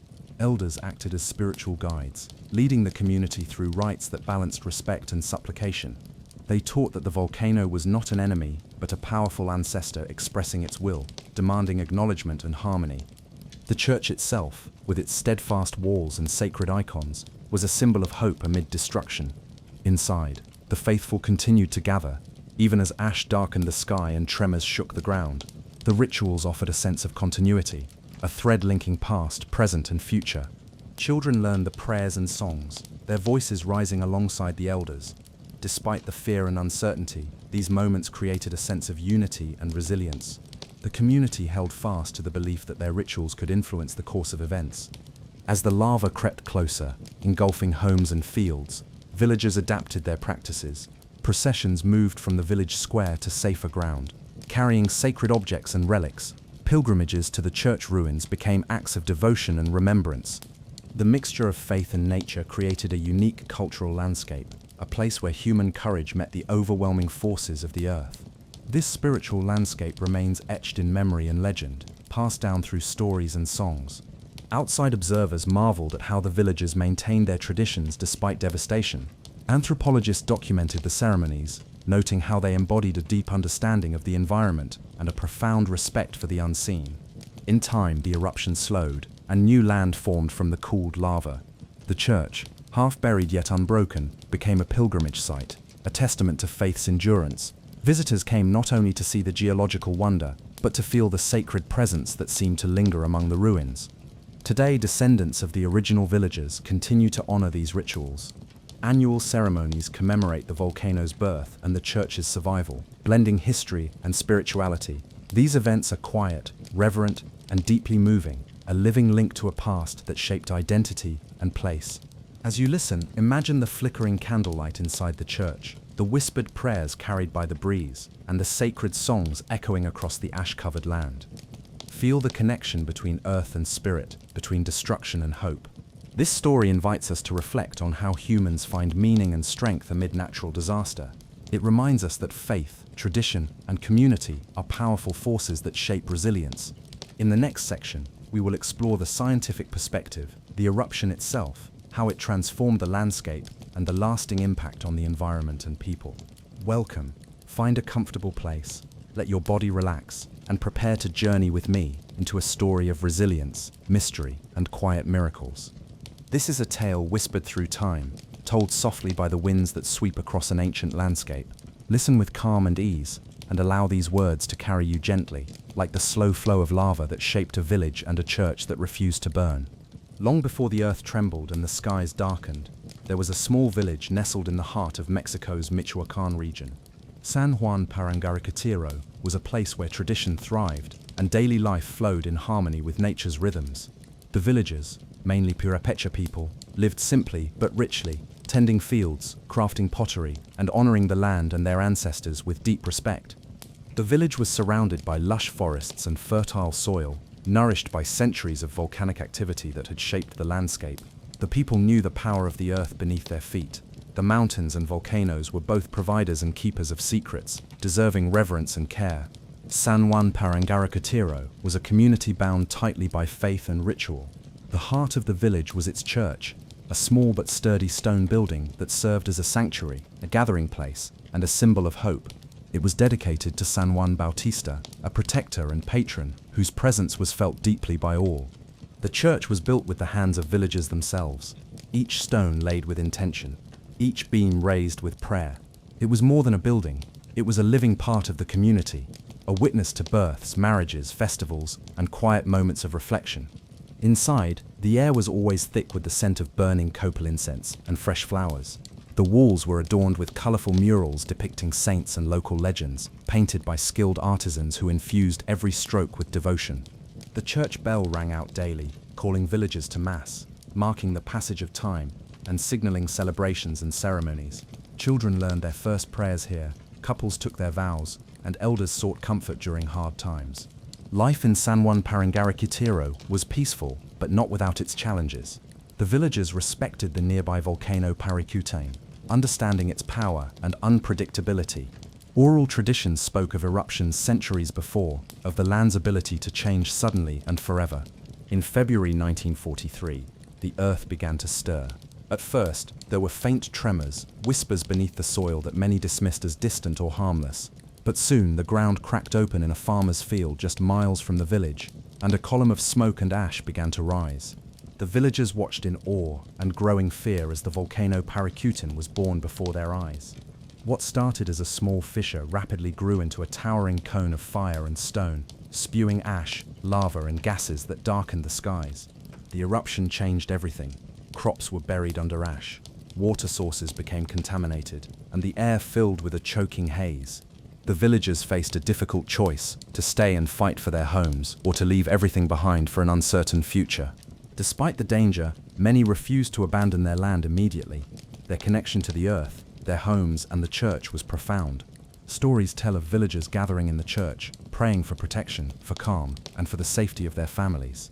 The eruption raged for 9 years, gradually consuming the surrounding landscape. Lava flows reached the edges of the village, burning forests, roads, and fields.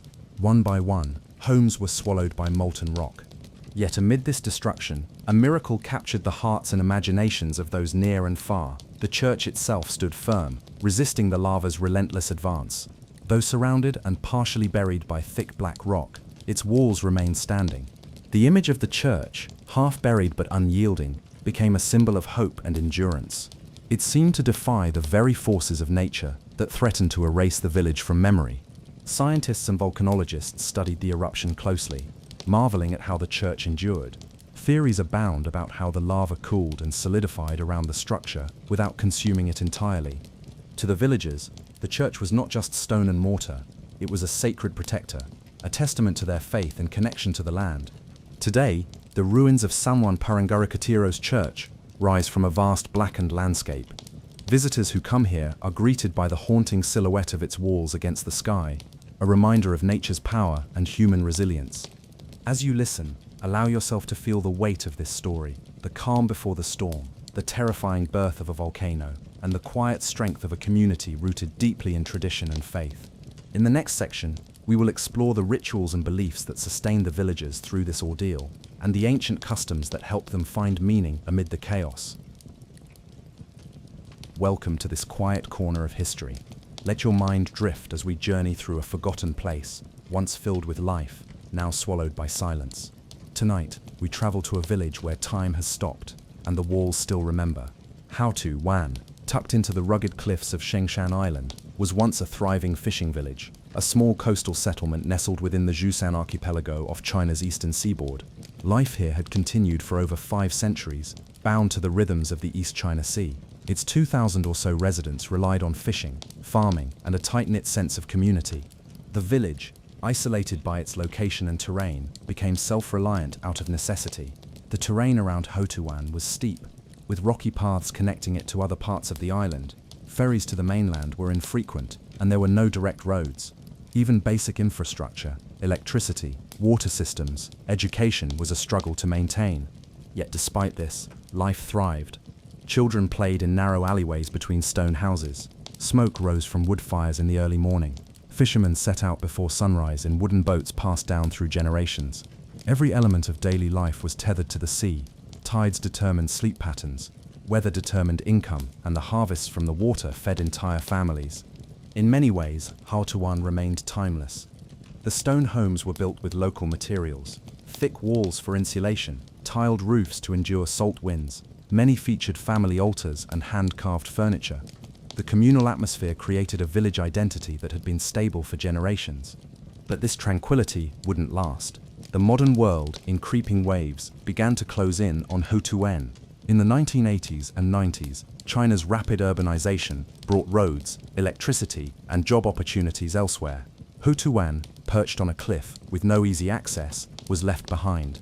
Fishing, once the backbone of the village economy, began to falter. Overfishing in the nearby waters and rising environmental regulations meant dwindling yields. To sustain themselves, families needed outside work. This shift pushed younger generations to the mainland in search of employment. Then came the push for resettlement. The government, recognizing the strain of supporting such isolated communities, began offering incentives for relocation. While some villagers resisted, others saw no future in staying. One by one, families packed up and left, leaving behind homes, memories, and a way of life. By the early 2000s, Houska was functionally abandoned. A few elderly residents lingered, holding on to ancestral homes, but even they eventually moved or passed away. The village, once so vibrant, fell into an eerie stillness. Abandonment didn't bring ruin, it brought transformation. Within a few short years, the village began to disappear, not into rubble, but into green. Vines crept up the sides of stone homes, moss spread across tiled rooftops. Ivy flowed into open windows and down staircases like water. With no humans to cut it back, the forest returned with force. From above, Houtuan now looks like a painting. Only the shape of the village remains, faint outlines of human architecture swallowed by vegetation. The trees and brush didn't destroy the homes, they covered them, preserved them under a living shroud. This surreal transformation turned Houtuan into a spectacle. Photographers discovered it first. Images of green-covered homes cascading down cliffside terrain went viral. Social media dubbed it the most beautiful abandoned village in the world. Tourists followed. At first, the visits were unofficial, urban explorers scaling cliffs and slipping through old paths to see the place firsthand. Eventually, the local government embraced the attention. Wooden walkways were installed, and limited tours were approved, though much of the village remains untouched and treacherous. Despite its newfound fame, Houtuan remains a fragile, quiet place. The structures still stand, but they are slowly collapsing beneath the weight of nature. Visitors are warned not to enter homes, roofs have caved in, and wildlife has reclaimed corners of the town. Silence is broken only by birdsong and wind. Yet within that silence lies something more profound, traces of human life. In one home, a pair of shoes still rests by the doorway. In another, a red paper decoration, likely from a long-past spring festival, clings to the wall. A rusted bicycle lies half buried in vines. These remnants offer a strange intimacy. Unlike ruins lost to war or natural disaster, Houtuan was simply left. The village wasn't destroyed, it was surrendered. Former residents occasionally return. Some visit during holidays to pay respects at family shrines. Others bring their children, pointing out which house was theirs, which path led to school, which cove once held fishing nets. They describe it as both comforting and heartbreaking, a home preserved in green silence. In recent years, the village has inspired artists, writers, and conservationists. It has become a symbol not just of abandonment, but of balance between human life and the natural world. In Houtuan, nature didn't reclaim land in violence. It reclaimed it in stillness, in softness, and in time. No longer a place to live, it is now a place to remember. When you look at Houtuan today, wrapped in ivy and silent as the tide, it's easy to imagine that time simply stopped here. But that silence came with a cost. To understand the full story of this forgotten place, you have to understand the very thing that shaped it: isolation.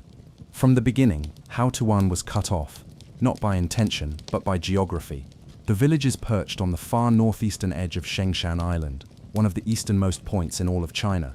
The terrain here is wild and steep, with cliffs rising sharply from the sea and narrow footpaths winding through hills. There were no paved roads, there were no direct ferry routes to the mainland. The only way in or out was a long, precarious journey by boat, by foot, or by sheer persistence. That isolation protected the village in some ways. For centuries, it allowed Houtuan to exist largely untouched by outside influence. Tradition stayed strong. Families passed down their homes, their fishing techniques, even their dialects, generation after generation. There were no tourists, no highways, no factories, just ocean wind and the slow rhythm of coastal life. But in the 20th century, isolation stopped being a strength. As China modernized, other towns and cities gained new infrastructure: schools, hospitals, electricity, internet. Houtuan did not. Its cliffs made development expensive and difficult. The island's population began to shift inward, toward more accessible ports and flatter ground. And Houtuan, left clinging to its hillside, began to fall behind. Daily life became harder. Young people had to leave to attend school. Medical care meant traveling for hours. Supplies like food, fuel, and clean water had to be carried in by hand or boat. As nearby towns grew, Houtuan shrank, not out of disaster, but out of slow neglect. By the 1990s, the villagers were no longer just isolated, they were stranded. The fishing industry that had sustained them for centuries was beginning to collapse due to overfishing and changing environmental conditions. Catches were smaller, waters were overworked, boats had to go farther to find fish, and that required equipment many villagers couldn't afford. The sea, once generous, was turning barren. The government saw this too. In the 1990s and early 2000s, officials began offering relocation incentives. Residents were encouraged to move inland to larger towns with better services. These were not forced evacuations. There was no fire, no flood, no single crisis, just a quiet understanding. Life here would only get harder. It was time to go. And so they left. One house at a time, one family at a time, the village emptied. At first, there was hope that it might just be temporary. People thought they might come back for holidays, to tend family graves, to keep their ancestral homes standing. But over the years, the journeys became less frequent. The paths grew over, the sea wore down the boats, and eventually the doors were shut for the last time. Still, Houska is not a tragedy in the usual sense. No war destroyed it, no natural disaster flattened it. It simply became obsolete in the modern world, a place too hard to reach, too difficult to maintain, and too far from the conveniences people needed to survive. But that doesn't mean it disappeared. In fact, its isolation preserved it. While many other abandoned places were looted or torn down, Houska was too remote for that. Its buildings remain remarkably intact. The furniture, the staircases, the doorways, they're still there, buried under vines but not erased. It's as if the village was pressed into a kind of botanical amber, and within that preservation lies something rare, an unfiltered memory of how life once was. Unlike modern ruins, Houska wasn't consumed by fire or flood. It was consumed by silence, and that silence has a weight to it. Visitors who make the journey today speak of a strange atmosphere, not eerie, but sacred. The wind moves through hollow houses, like breath. Trees have grown up through courtyards. Stone walls are cracked but standing, and in places where laughter once echoed, there is now only the rustle of leaves. Some call it peaceful, others call it sad, but everyone agrees. It feels like stepping into a memory, one that doesn't want to be disturbed. For the few former residents who return, the experience is bittersweet. They see their childhood homes overtaken by nature. They walk past the school they once attended, now choked with vines. They remember neighbors who are now scattered across the country, or gone entirely, and yet they often describe a sense of pride that the village has become something beautiful, even in its emptiness. Houska's isolation, once its downfall, is now its guardian. It protects the ruins from crowds, from commercialization, from noise, and in that quiet, the village continues. Not alive, but not entirely dead either, just waiting, watching, enduring. In the next section, we'll explore what Houska has come to symbolize, not just as a physical space, but as a story about change, memory, and the quiet resilience of forgotten places. The future of a place like Houska doesn't unfold like it would in a city. There are no plans for expansion, no skyscrapers to build, no factories to revive. There's no ticking clock demanding progress. Instead, its future feels as slow and winding as the overgrown trails that crisscross the hillside. And that, in many ways, is exactly what makes it special. Houska is not a site of grand ambition. It's a space that invites quiet. It asks nothing from the world except to be left in peace. Yet as more people discover it, there is a growing tension between preservation and exposure. What happens when a forgotten place is suddenly remembered by the world? Already Houska is changing. The soft flow of curious visitors, drawn in by photographs and drone videos, has begun to leave a mark. Footpaths have widened. Plants near the main trail have worn down underfoot. Some walls, weakened by time, lean just a bit more each year. Vines are resilient, but the weight of attention is heavy. That's why the local government is walking a careful line. Instead of fully opening the village as a major tourist destination, authorities have implemented controlled access policies. A few lookout points and observation decks have been built, modest structures made of wood that blend with the landscape. These give visitors a view of the village without encouraging wandering too deep into it. There are no restaurants, no hotels, no gift shops. The silence remains unbroken, except for the occasional voice in the distance or the shutter click of a camera. But even that kind of attention, while minimal, must be managed with care. Conservationists have warned that if tourism increases too quickly, the ecosystem that now thrives in Houska could be damaged. Ivy could be stripped away, soil compacted, animals scared off. Too many footsteps, too many hands, too many curious explorers entering fragile buildings could collapse what time and weather have preserved. The irony is clear. In trying to experience the untouched, we risk touching too much. This is why preservation efforts here look different. There are no grand restorations, no attempts to return the village to its former state. Instead, the goal is to let it stay wild, to let nature continue what it has started, slowly, without interference. And while tourism is one factor shaping the future, so too are the memories of those who once lived there. Elders who left the village decades ago still speak of it with warmth. Many of them have voiced a desire for Houska to remain as it is, not rebuilt, not revived, but remembered. A kind of living shrine to a past that, while no longer practical, still matters. Some families have even asked that their ancestral homes be left untouched, not renovated or modernized, but left in their green wrapping as they would have wanted. The village, they believe, is now a part of the forest.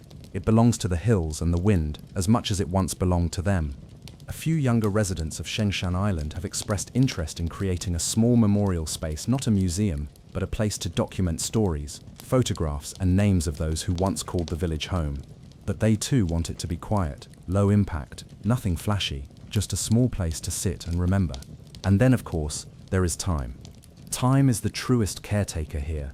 Every season, the vines grow thicker, the rooftops sag a little more, some staircases collapse, some doorways vanish beneath the green.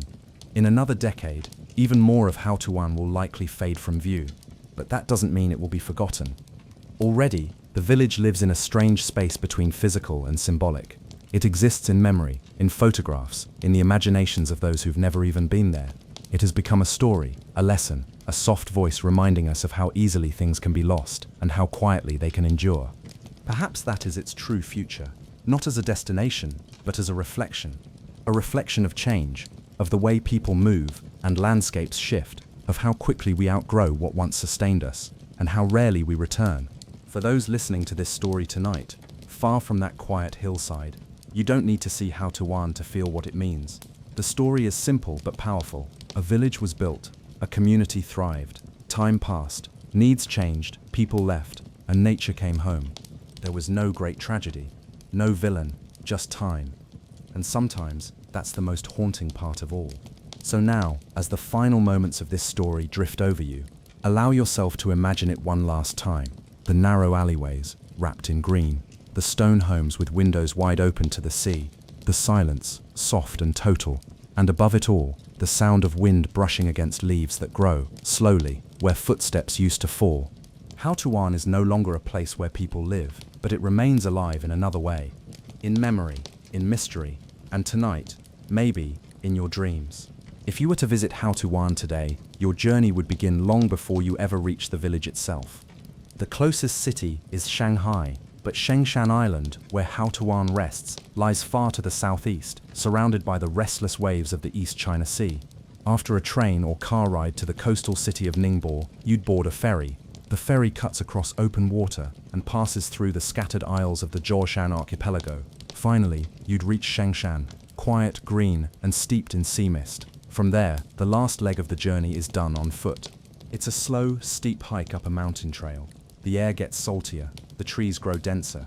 Then, quite suddenly, the forest opens, and the ghost village reveals itself. The first thing you notice isn't the silence, it's the color. Houtuan is green in a way few places are. Not just trees and bushes, but every rooftop, every wall, every crevice wrapped in soft green. The homes, once grey stone with blue tiles, now wear thick coats of ivy. Moss climbs doorways, ferns curl through open windows. Even the narrow stone staircases are coated in a layer of emerald velvet. It doesn't feel like nature invaded. It feels like nature was always here, waiting. The structures are remarkably intact. Most of the village is still standing. The homes, built with thick stone and anchored into the hillside, were made to endure harsh weather. Many walls still bear the original paint, now faded and flaking under vines. Some buildings still have visible address plaques or family names carved into the doorframes. You walk carefully here, not just because the paths are steep and uneven, but because the place feels delicate. It feels like a memory you might step through if you move too fast.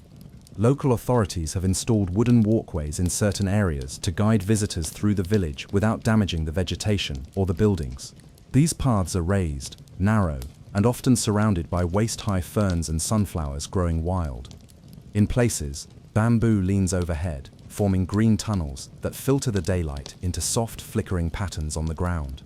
Signs explain the village's history, but they're subtle, tucked into corners so they don't disturb the view.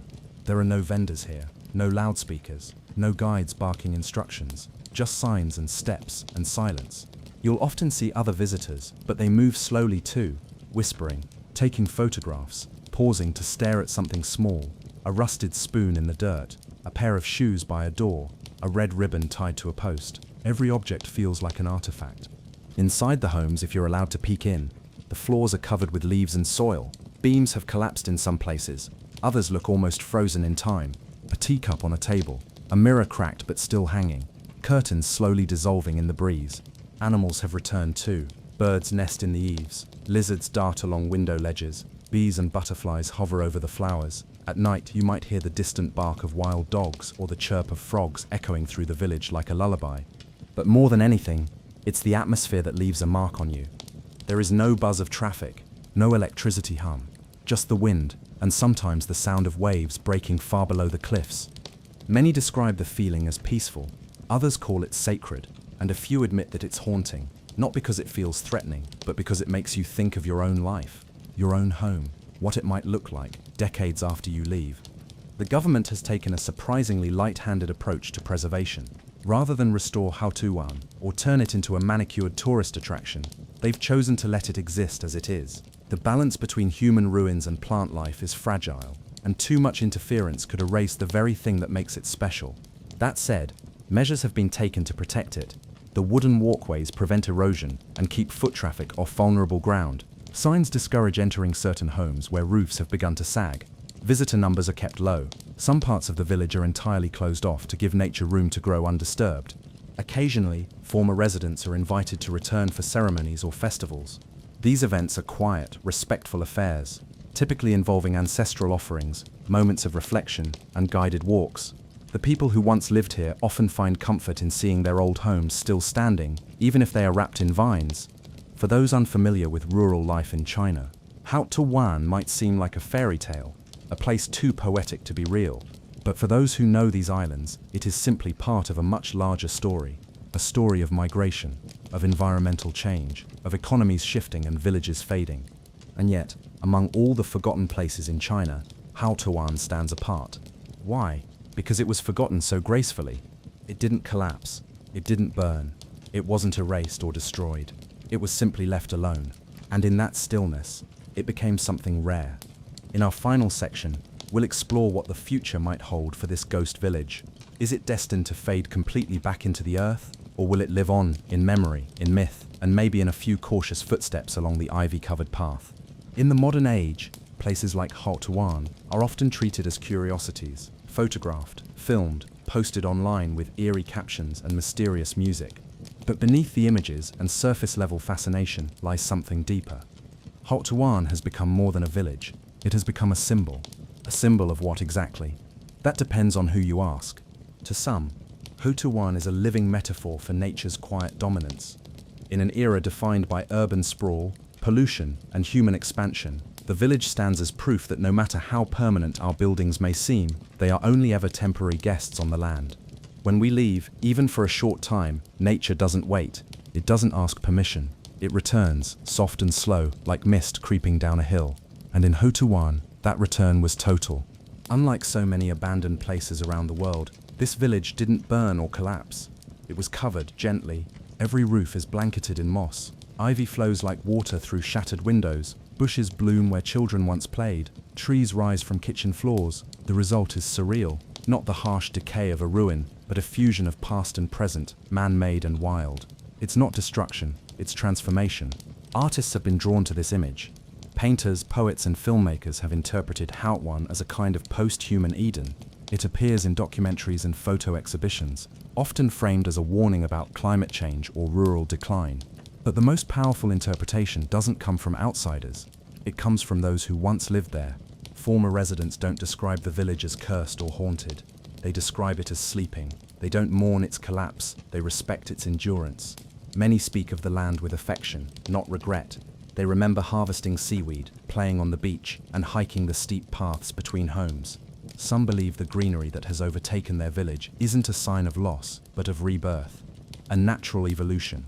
One man, a fisherman who grew up in Houska in the 1960s, returned after 20 years to find his family's home hidden beneath vines. He didn't cry, he smiled. He said it looked peaceful, like the village was being cared for by the earth itself. This perception that nature isn't the enemy, but a guardian, is at the heart of Houska's modern myth.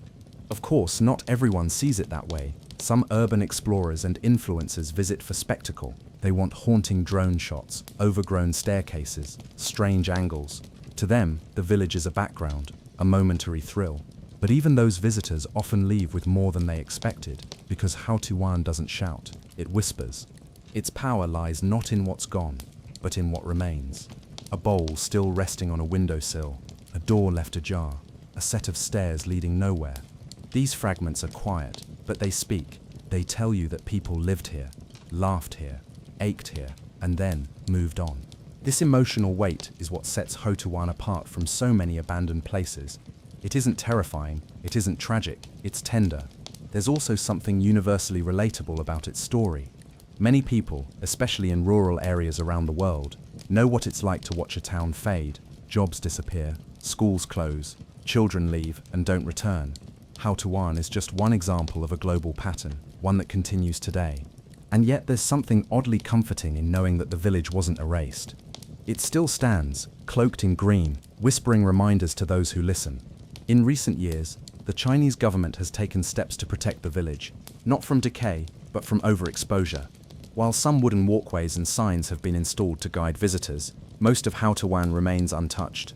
You can walk the paths, look through the doors, and feel the hush of time without the hum of modern interference. There are no cafes, no gift shops, no noise, just wind, leaves, and the low hum of the sea.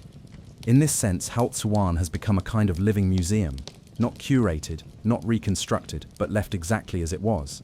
Its preservation is accidental, but it's more authentic for that reason, and perhaps that's why it resonates so deeply. Because in a world obsessed with progress and speed, here is a place that has surrendered to stillness.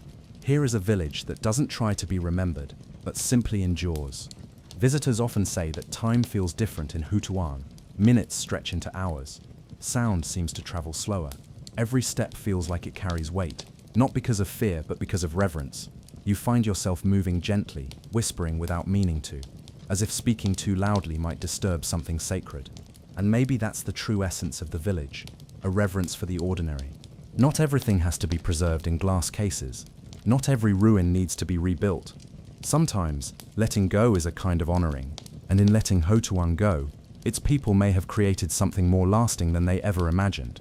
In the next part of our journey, we'll travel deeper into the present and future of Hotuwan. What's being done to protect it?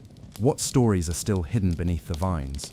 And what does this ghost village say about the world we're building today?